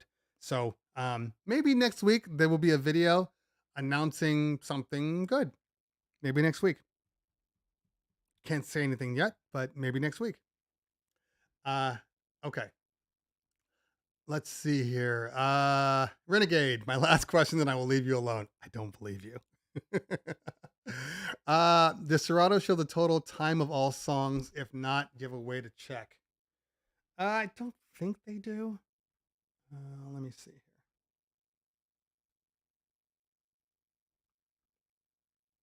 I know what you're saying, like just like on iTunes where it says, 4 hours of music in this playlist. I know. I don't think that is a possibility. Like it won't even like you can. I mean, you can know how many songs you have. You can just resort it and drop to the bottom, and that will tell you. But like for instance, so I have it's my check 1 2 folder. My check 1 2 folder. It's all of like my normal gigs, bar mitzvahs, weddings, regular, 40th birthdays, all that stuff. And right now in my check 1 2 folder, which is substantial, I have how many do I have in here? You're resorted the other way. I have 1,989 songs. Now, there's probably, so 1,989 songs. Let's just make it an even 2,000. Let's say every song is on average, let's say it's 5 megs. So 2,000, that's 10 gigs. That's 10 gigs. 10 gigs. Now, how many gigs of music do you have? Think about that for a minute. So I'm going to open up iTunes. I'm not even going to open up iTunes. I'm just going to open up my music folder. And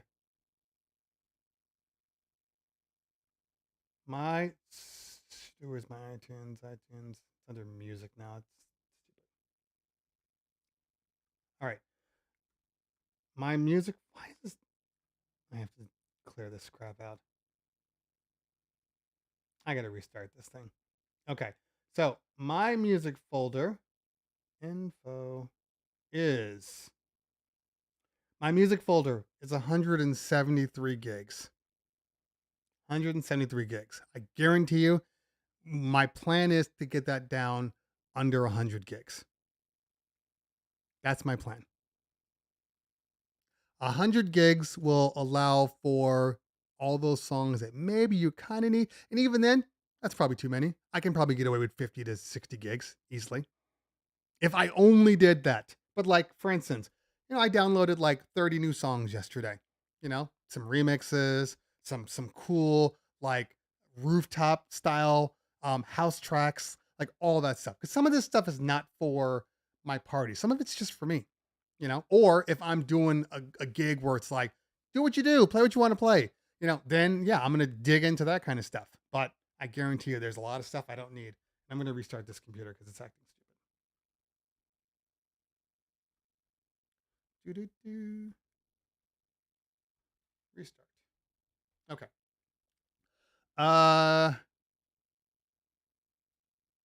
Let's see here. Where are we going here?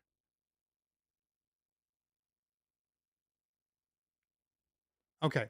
So, Grimmy Grim. First off, you're not having trouble making playlists. You are just starting out. So, you're not supposed to be amazing at making playlists as a new DJ. That's not gonna change. The better you get, the more you practice, the more you're gonna learn that, certain songs should be with certain other songs. That's gonna come over time. So, the person that was talking to you, I think was Power Friend, is correct. You need to invest in something like a Crate Hackers. A Crate Hackers will help kind of establish, what stuff works. All right.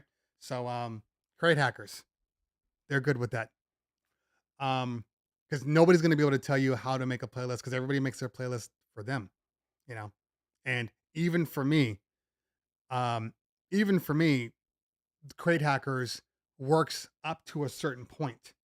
And then after that, it doesn't work for me. So what I'm saying is like,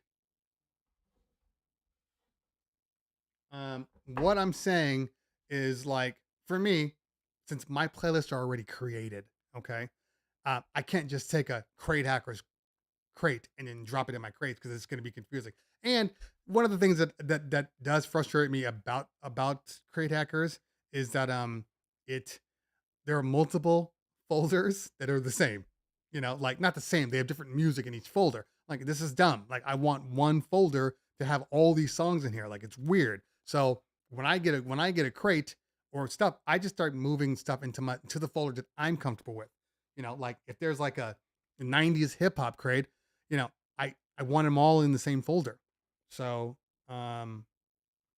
anyway, so I like Crate Hackers, but depending on where you are, what level you're at as a DJ, what you get out of it is going to be completely different depending on what it is you need. Okay. Retro DJ, 128 gigs of music. All right. Northwest Audio, 522. So when people buy, like, I got to buy a 2 terabyte MacBook, I got to buy, a 4 terabyte. And it's like, why? For my files. You probably don't need that. A 2 terabyte MacBook should be more than enough for most people to give you everything you need. This is a 2 terabyte MacBook. I didn't buy the 2 terabyte MacBook because of music. I did it because of video, because I do a lot of video editing. And, I need to have, those types of things. Let's see if this is, okay, good. Okay. I wonder if it'll work now.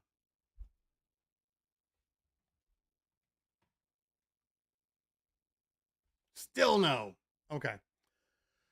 All right. Let's see. A couple more. It is now 12:11. So we will take it to 12:30 and get out of here.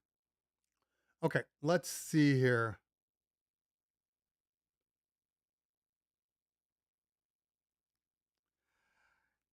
So PowerFriend says, make sure when you're starting out, you show key and BPM in your list. You need to learn the Camelot wheel as well. Try to match key and BPM with songs, and that is a great start. Yeah, kind of. I don't use key. I don't. Because now and again, maybe it's because I'm from a different place, because I actually, used to write and produce music. So I have that part and the engineering background. So my ear hears stuff differently. But even before, when we were using records and vinyl, nobody cared about key. I mean, you cared about key. If something sounded off, you didn't play them together. But the key was the ears. This song would sound good with this song. We weren't looking at like, if this says this is A and this says this is, A minor. Oh, I can't put these together. No, if they sounded good, they sounded good. I just, I love all the tools we have, but sometimes I think tools can be a little, they can kind of stop creativity. Is just, my opinion on it, and people kind of get stuck. I can't stand, there are people that will only mix in key. I don't get it. That you mix in key and then you have boring sets if all you're doing is mixing in key. Again, maybe I'm different though. Okay. Shut this down. Kylie Palm in the building. What's going on, girl? Good to see you. Still waiting on that new lighting controller. Okay. Let's see here. Did I miss any questions? All right, Corey McD. Have you stopped using the XMG since you've gotten your new MacBook? Yes. I am not the guy that uses multiple computers, but when I tell you I still have it, I still have it. So I still do. I'm not getting rid of it. For a couple of reasons. One reason is I never put my MacBook in a ridiculously high heat situation. So if I know, for instance, I'm not worried about November, but I have a Coachella style after party in Indio next week. If this were like dead of summer, I'd have both computers. Now I'm only going to have this one in my Prime Go. But if it were the dead of summer, that's what I would use.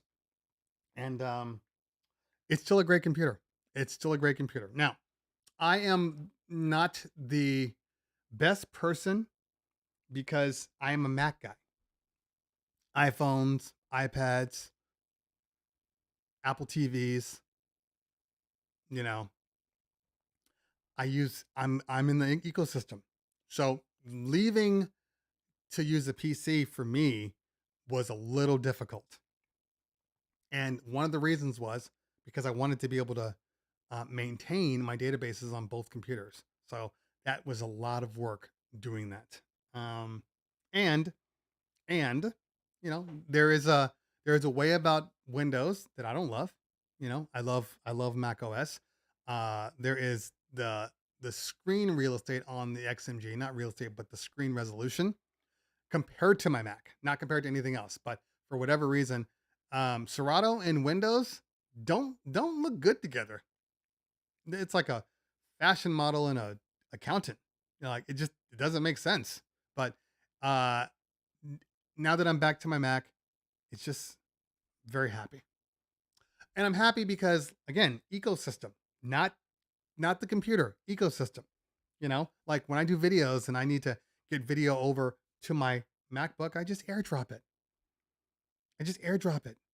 And start working. You know, when I make an IG video, by the way, make sure you guys are following me on Instagram. I do a lot of videos. I got one coming out. It's supposed to go out earlier. It'll come out right after the show. But follow me on Instagram and on TikTok. And if you're not following me on YouTube, I have a serious problem with you. And let's see, right now, hopefully you guys are following me on YouTube. Because right now I am sitting at, hey, look at that. Your boy, if I can show you, come on, work. Your boy just hit 40,000. Congratulations to me. But that's not enough. That's not enough. I will grind until I get to 100,000. And then after that, I will probably retire because it'll probably be 15 years from now. 40,000. It means I'm getting closer to 50,000. I know pre-owned is close to 50K. Who else is? I know Bar is at like 65. And I mean, the highest is, you know, our guy. I don't know why I'm drawing a blank right now. Drawing a blank. Anyway, so yeah, working hard, baby, working hard. Okay. All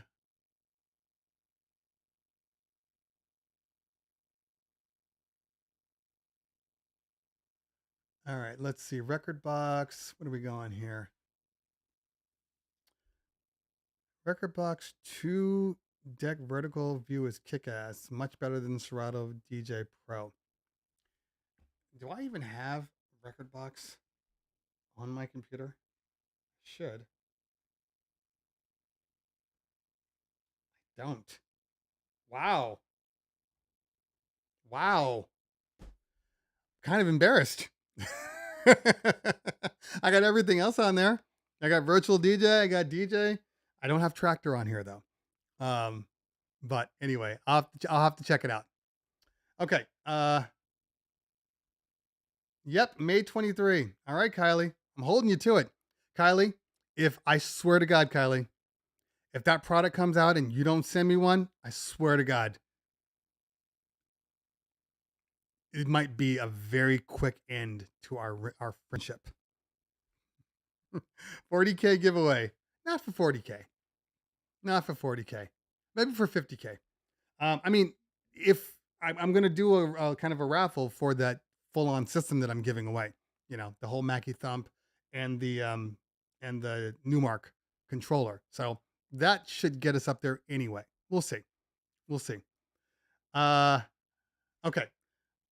Let's see here. Thanks, guys, for all the kind words. I appreciate you.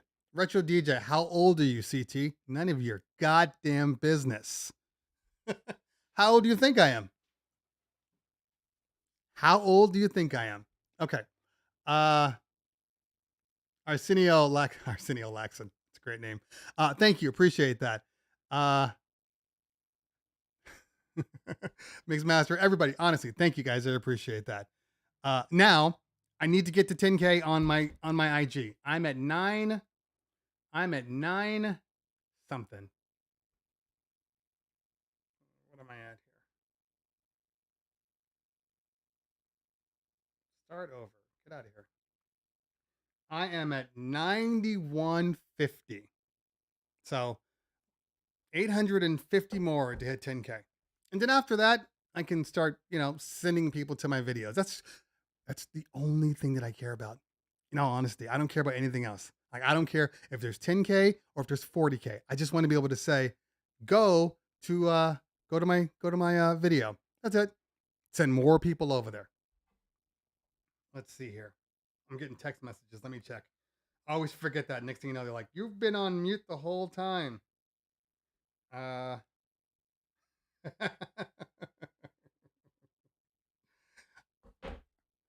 I understand, Professor BX. That I understand. Okay. Is MacBook better for use to DJ than Windows? No, it's not. Um, it's all preference. You can do everything on a Windows that you can do on a Mac, except on occasion a video just doesn't want to play. I don't know why. Trade follows? What does that mean? Trade follows. Let me know, Slim. What does that mean? So we got 42, we got 48, we got 40, we got 37. I appreciate all of those. And the answer is, I'm not 48. Well, just that's my answer. So, but who knows how much longer I will be. I think I know that I'm very youthful. That's the black in me. It just happens that we look younger. Trade fall. I don't do any type of trades. I think that's silly. In my opinion, you guys can do whatever the hell you want. But for me, honestly, there isn't one thing that I have done, probably to my detriment, that I haven't done by earning it. Because I am a different creature. You know, there's a lot of people out there that will walk in going, well, I'm this person, I should be a partner. I'm this person, I should be this. And they'll get it, you know, but I did it on my own. You know, I did it my way, said Frank Sinatra. You know, my partnership with Twitch, I earned that on my own. YouTube, the numbers, you know, never paid for a number, never paid for an IG follow or any of that crap. Like, never done any of that stuff. And I know you're kidding. It's not, I know what you're saying. I'm just saying that, like, in general, you know, I think it's better to do it the right way. If you do it the right way, you know, it always works out in the long run. You know, I find that, like, you know, most people, because come on, honestly, haven't you ever gone to like some IG profile and you're like, oh, this guy's got 37,000 followers, and then you look on his picture, you know, or his reel, and his reel has like 20 likes. You know what I'm saying? And you're like, well, this math is wrong. This math doesn't make any sense. You know, that's what I see. And I don't want to be that guy that people can tell, because that's obvious. It's the same thing with Twitch. You know, you'll go on Twitch and somebody will have all these followers and you're like, yeah, but you're only generating, you got 20 viewers every time. So something is mathematically incorrect. Or let's say you go to somebody's Twitch and all of a sudden you're like, oh, wow, they have 1,000 people in their stream. And it is like dead silent. Nobody's commenting. Nobody's chatting. It's just dead. Why? Because of bots. That's why.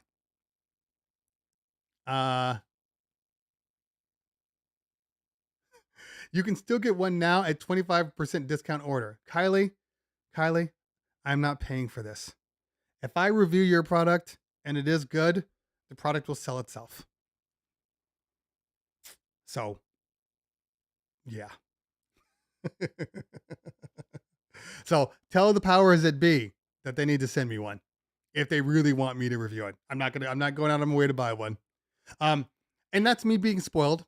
In all honesty, I haven't bought a product. The last product I bought, well, we bought the speakers. I'm about to buy a brand new microphone.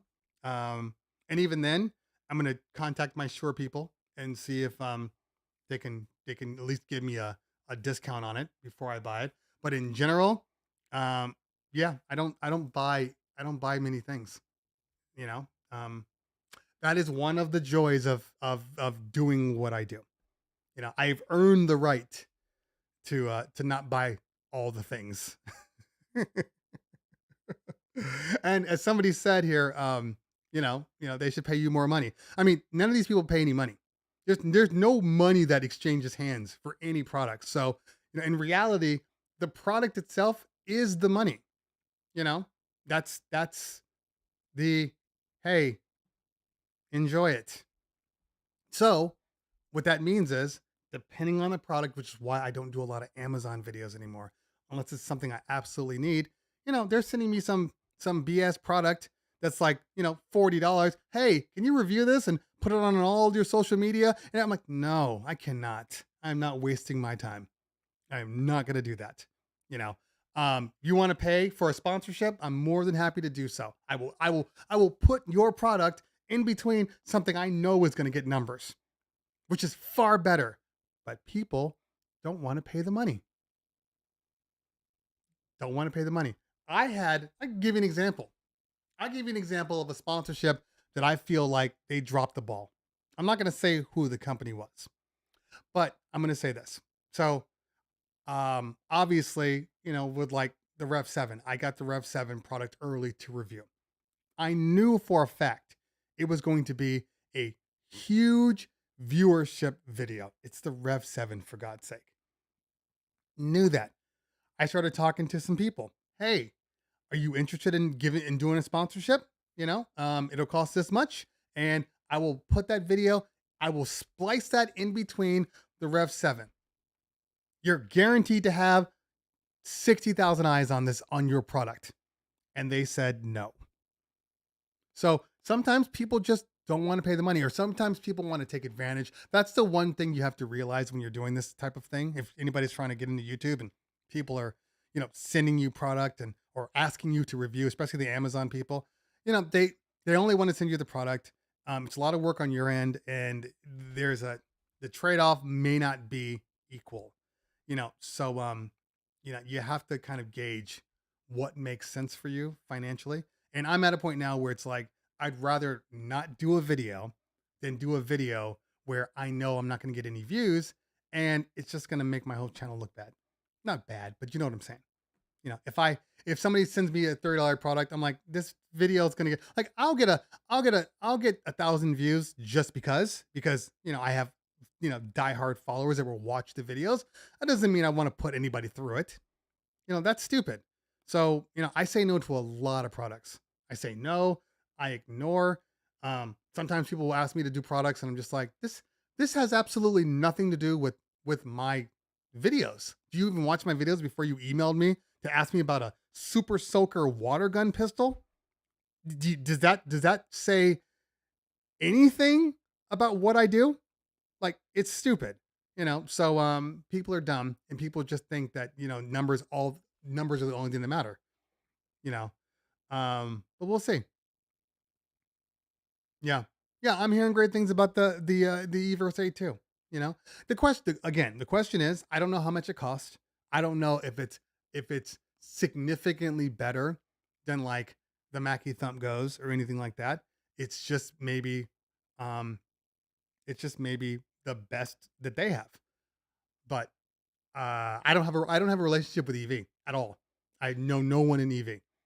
So probably the first time I hear the Everse live is going to be at the Harvest of Sound in December.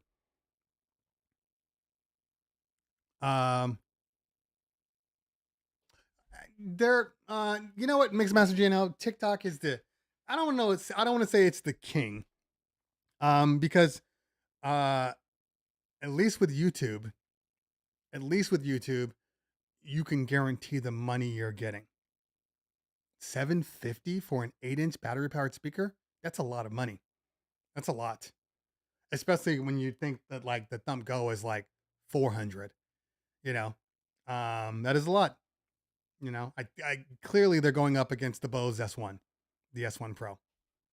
That's the number that they're looking at. So I don't know. We'll have to see. When I review it. So yes and no, because again, with the difference between YouTube and TikTok, specifically those two, comparing them, is that that you're getting your 30% with YouTube.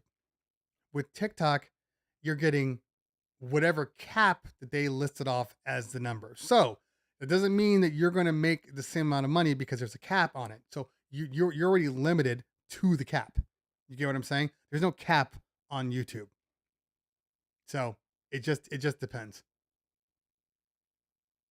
I you know what? I think people you're right. People are putting more money into TikTok. You're right about that. But I think people are also being stupid about it, because TikTok does not help you for a lot of the things that people are trying to market. Like, you can you can put money behind beauty stuff and all that stuff, but like, there's still no way to search. There's still no way to like get any like, real reviews from people. It's still very, very, it's still in a weird place. I'm not saying that they won't. I know they've been working on potentially having a long form, but up until they have a long form, it's going to be tougher to get everybody over. YouTube is still a staple, and it's okay to be like the hot person in town. It's okay. But the difference is, um, there's no negativity on YouTube. And I'm not talking about like people. I'm talking about like the attitude of YouTube when people are on YouTube. They don't have that negativity. TikTok has a cloud over their head. I wouldn't be surprised if in a couple of years you might see TikTok just crash. The problem with TikTok is there's all it takes is one other company to come and do the same thing. People were saying the same thing about Snapchat. Remember Snapchat? Remember how big Snapchat was? Oh my God, it's gonna end Instagram. Snapchat is the one. You ever talk about Snapchat now? And there are still people that use Snapchat. My 16-year-old son uses Snapchat all the time. So I think there's always that potential for things to, slowly start to flatten out. And if we keep getting this whole, TikTok is bad for you, TikTok is damaging, it is mixed message GNL. There's negativity on the internet, correct. But to say that TikTok doesn't have, look, IG and TikTok to me are both equally bad. Like if you go to any social thing, I was watching this video yesterday, this IG video by this comedian. And he said, if you never put anything that you love online, because they're just going to destroy it anyway.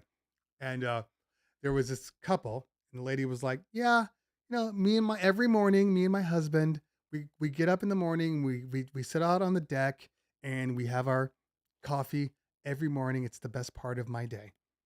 Okay. And you're like, we talk for like 2 hours and we never ran out of things to talk about. And the first comment was, why aren't you at work? And the lady's like, well, we own our businesses, so we can, my husband's a professional skateboarder, so we can pick and choose when we work. Well, it doesn't sound to me like he's got a career, where it's been like they're just trashing on him. This is just two people talking about what they love. I'm happy. This is what I like to do. This is my life, not yours.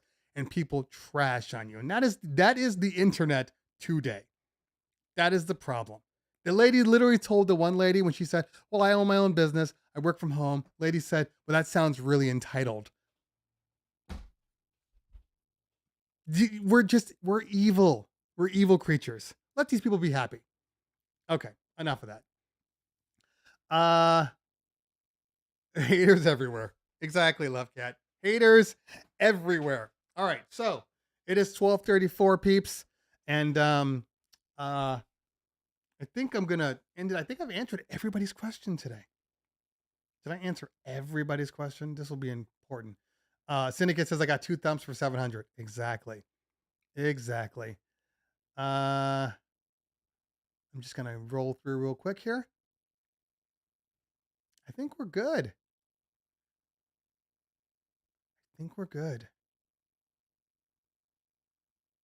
Nice.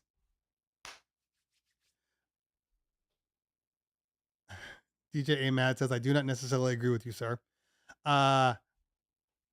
There's no such thing as too much music. Someone like me who is a music collector and DJ, I play with my entire library in case of.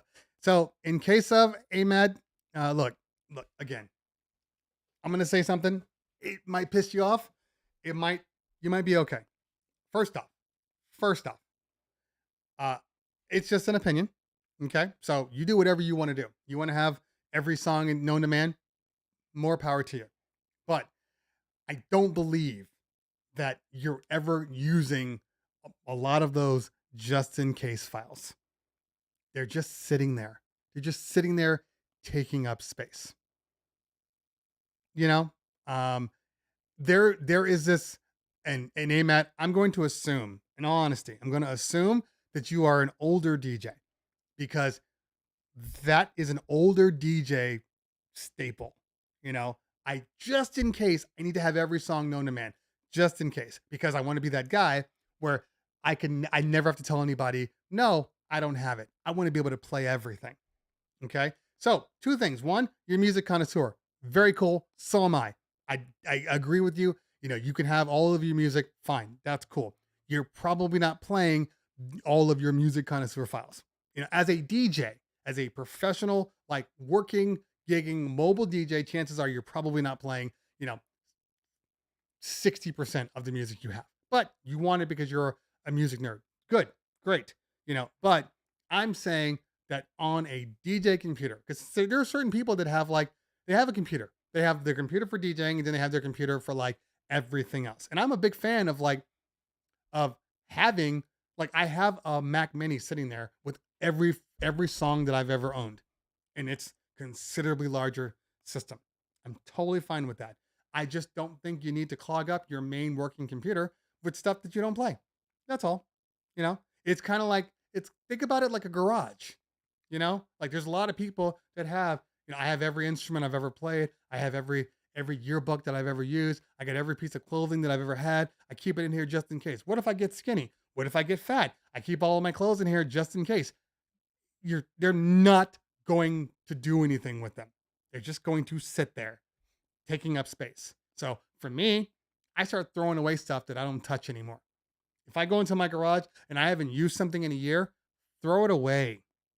The only thing I keep is gear that companies send me, because, depending on what it is, sometimes they ask for stuff back, sometimes they don't. But I always throw away stuff. Throw away. It's not good for your brain. It's not good. Now, just an opinion.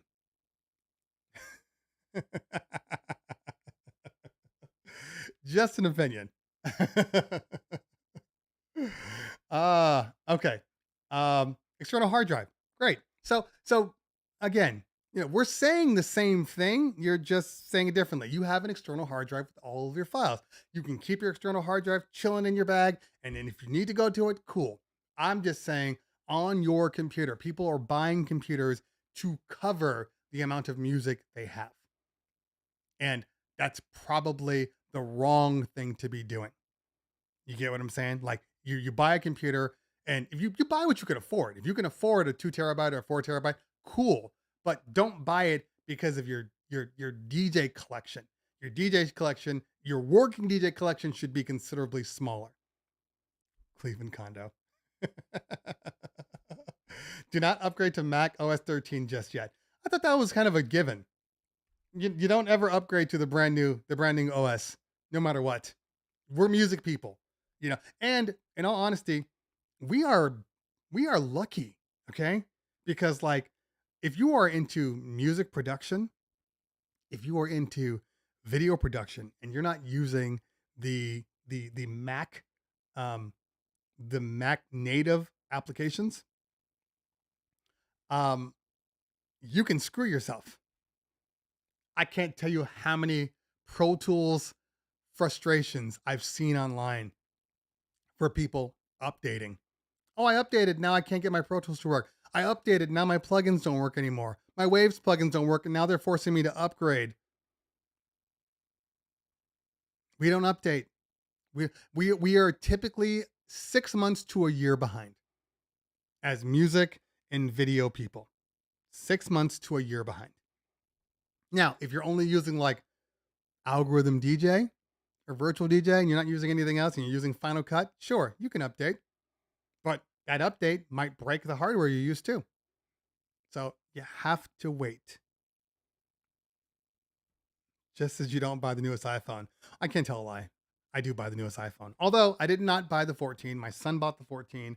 I have the 13, and I kept my 13 because it works just fine. It works just fine. But I will be buying the 15 if the 15 is what they claim. I don't care about cameras. I don't care about screen. I care about the fact that they're going to USB-C. That's it. USB-C. They go to USB-C, I'm upgrading right then and there. I'm over Lightning. Everything I own is USB-C. My iPad, my MacBook. I'm done with it. I'm done with Lightning. And you guys know there are USB A to USB-C cords. So you don't have to worry about that. Like, oh, it won't work on my car anymore. Yes, it will. They make cords that you can switch over. So anyway, don't update Mixer either if you use that too. Yeah, don't update. 6 months to a year. The 15 is pretty heavy. 15's not out yet. What do you know, Moberry? I use Dropbox as my music library backup. Does anybody use Dropbox? So yes and no. I have several DJ relationships, round robin circles of music where people have them and they're like, oh, come into my Dropbox. So, that's a thing. If you ever wonder why certain DJs, like, especially like the really, really good ones, like the Scratch Bastards and the Jazzy Jeffs and all those people, Miles Medina, like how they have all these dope ass edits. You ever wonder about that? The reason that they do, I learned during the pandemic. They all have Dropbox share folders and they all just pass things around just throughout themselves. So that's why they have such great edits every time. Anyway, Samsung. Okay, Steve.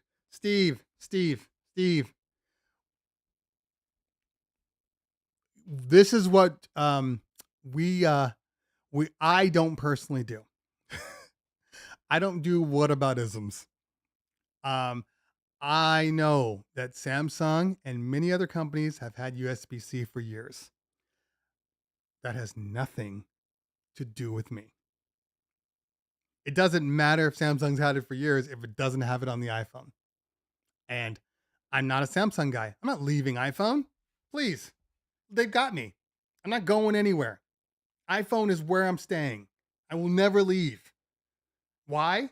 Because I love my ability to airdrop, to AirPlay, to do all those things I can only do to find my devices. All those things you can only do if you're in the ecosystem. You can only do. I'm not leaving. I don't care how cool Samsung is. Like, I see the little the flip and this guy. It looks totally cool. And every so often I'm like, I kind of like that.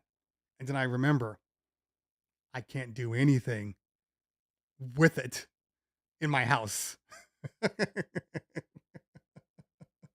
So that's it. I'm not leaving. I'm not leaving, unfortunately.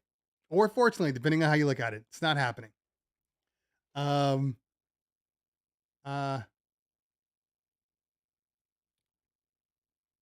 Mix Master. Yeah, agreed. Also, the record pools you can grab straight to Dropbox. Many are still grabbing files only from YouTube and torrents. Record pools are still a secret to some. Stay away from YouTube. Stay away from YouTube. Apple knows you. Okay, so Steve, fine. We'll have this conversation real quick. He says, Apple knows you won't leave. Apple knows I don't have a reason to leave because Apple keeps making bomb-ass products. That's why. If Apple made shitty products, they wouldn't have people buying Apple products. There's only so much of the whole, well, everybody uses Apple, so I guess I should use Apple. At a certain point, if the product is shitty, people are going to be like, I can't use it. It's crap. So they do make great products. You know, this whole thing where it's like they've got you. Who cares if they have a feature that's been on another product for years? Still doesn't change the fact that like the processors are better than every other company out there. Typically speaking, their batteries and their efficiency is better than everything out there. Their video is better than everything out there. You know, there's one thing to take a good photo. The Google Pixel takes great photos. Samsung takes great photos. Video, trash. Whatever iPhone does, their video comes out better than everybody's. And I do a lot of video stuff. So video is what I need. So, hey man, I'm an Apple guy. It's not a bad thing. You know, you Android people are always trying to make us Apple people feel bad. We stay with Apple because they make good ass products. That's it. And let me know next time you can airdrop me a file real quick. Then we'll talk. You know? It just works. Sorry. The fact that I can just throw in my AirPod Pros and depending on which device I use, my Apple Watch, my iPhone, my iPad, my MacBook, it just works.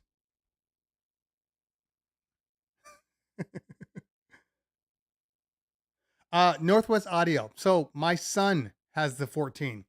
He took a picture of the moon. It actually looked pretty damn good on the 14. Yeah. AirDrop. There's nothing better than AirDrop, honestly. Until you start to use AirDrop like religiously, oh my God, it's a game changing. You know, the fact that like, yeah, the Find My feature, of Apple, the fact that it uses other people's iPhones to find your stuff. Come on, man. Come on. Those are features that people need.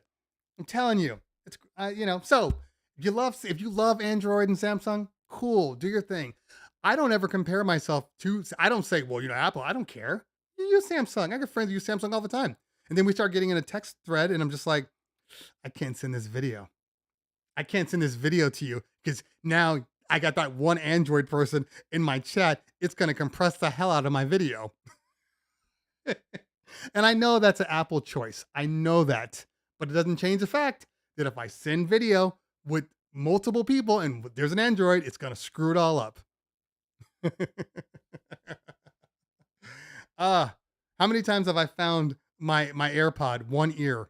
My one earphone is gone, but I have the AirPod 2s, which are amazing, by the way. And I can find every single device here. I can find the case. I can find one ear, two ear. It's great. It's great. So that's why people who use Apple don't leave Apple. That's why. AirDrop DJ G5 is, let's say you have a file on your phone, okay? Or a file on your computer. Let's say you've done an edit, a Final Cut edit or something on your Mac. And now you want to get that video to your computer, to your phone. You can just AirDrop it. You can just AirDrop the file. Or let's say you're out, you take a picture of everybody. Oh, that's great. You don't have to text it. Just like, here, let me AirDrop it. And you just AirDrop it to the person or to the people. Find My is amazing. Find My. Oh my God. How many times have I, with AirTags, how many times have I left my key somewhere and it takes you to the foot of it?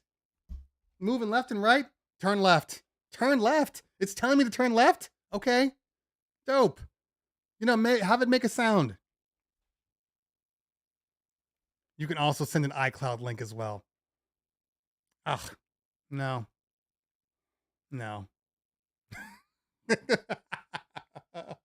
If I have to send an iCloud link, we can't be friends.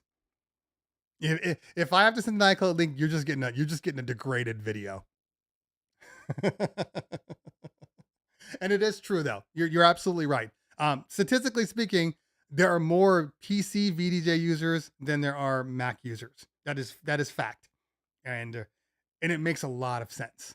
It makes a lot of sense because just in general, the way PC people in general, I'm making a general statement here, people. Don't get up my butt because of it. But in general, PC individuals think differently than Mac individuals. In general, that's why there are the VDJ users think differently than the Serato users. It's a fact, and people can tell me I'm wrong, tell me I'm lying, but I talk to people all the time. I talk to everybody, and that's what I have determined. That's what I've determined. In general. And MagSafe is great. PC people are right-handed, Mac is left-handed. I'm right-handed. And I love my Mac. And it's not a paid for.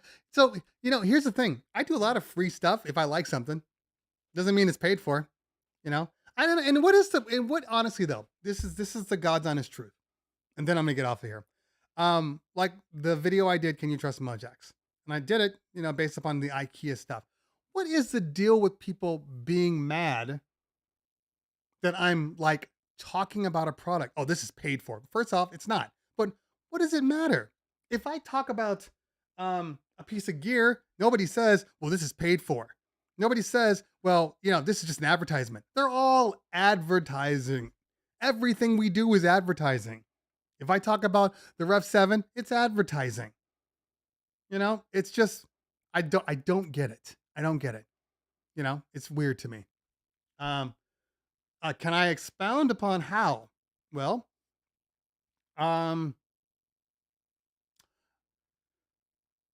okay.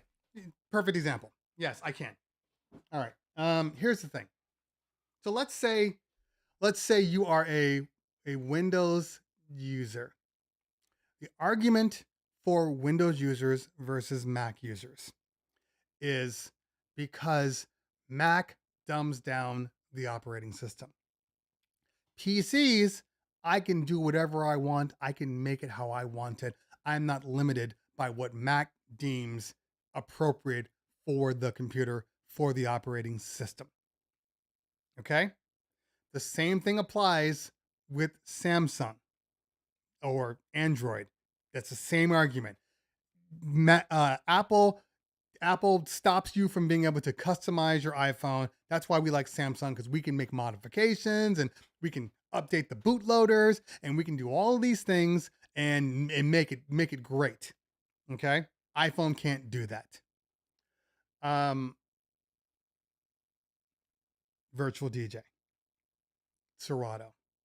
Same thing. Serato doesn't give you all the features. So Virtual DJ gives you every feature you want. You just got to be able to go in there and then make it the way you want it. And it's the way you want it. You don't like the way it looks, skin it. You don't like the way it does this, go in here and make a little script and change that.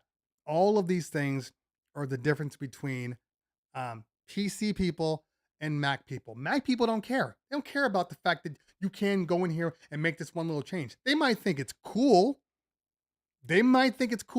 But they're still not going to go. Like several times I grabbed, I was using when I was testing Virtual DJ. Okay. And I'm like, oh, this is a really cool feature. Oh, sweet. Are you going to use Virtual DJ? No. Why? I just like the way it works on Serato. Sometimes it's not about what it can do, or sometimes it's not about what it will do, I should say, or what it could do. It's about what it can do. And if you're fine with what it can do, then you're good. And for me, the Mac does everything I need it to. I don't need to go into, the BIOS and make modifications to make it run well. It just runs well. I don't need to go into there and then, push the processor to the limits so I can get that speed. I don't need to, because Mac is just efficient and it just works well. The iPhone, I don't need to do much. It does It does the things that I need, the most important things it does very well. And that's what the difference between Apple and Android and Mac and PC and virtual DJ and Serato. This is my argument about stems. This is my perfect argument about stems.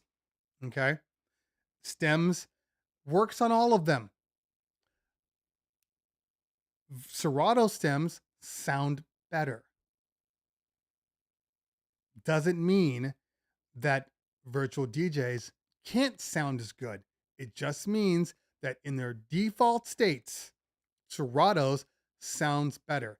The pad effects being, or the stem effects being right beneath them is a very good feature. Yes, there are stem effects in virtual DJ, but the amount of work you have to do to get your stem effects to work, as opposed to just being there, is the difference between the two programs.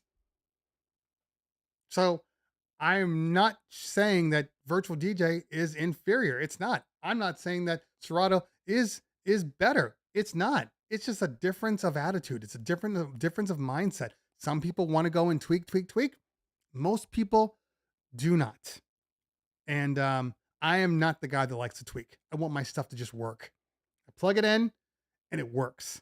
You know, that's the same thing with Serato. It's the same thing with iPhone. Same thing with Mac. I want to be able to go, hey, you know what, Mac, I wonder where this setting is. Let me type in what I think this setting is supposed to be. And then it just pops up. Not 14 or 15 different pages to get to the settings in Windows.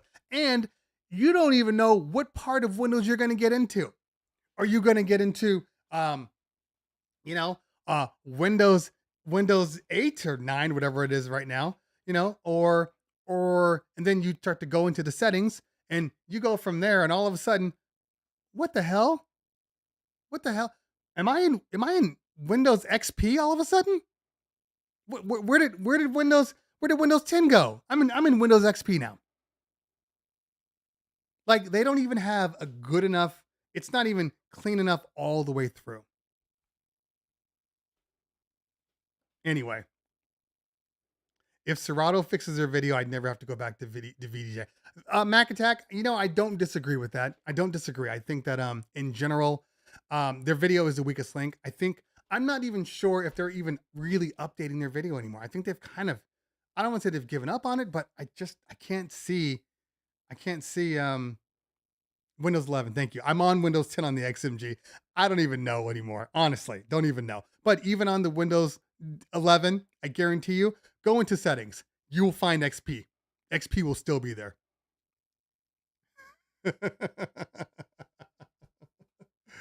But yes, a Mac Attack, Serato video. Serato video is fine.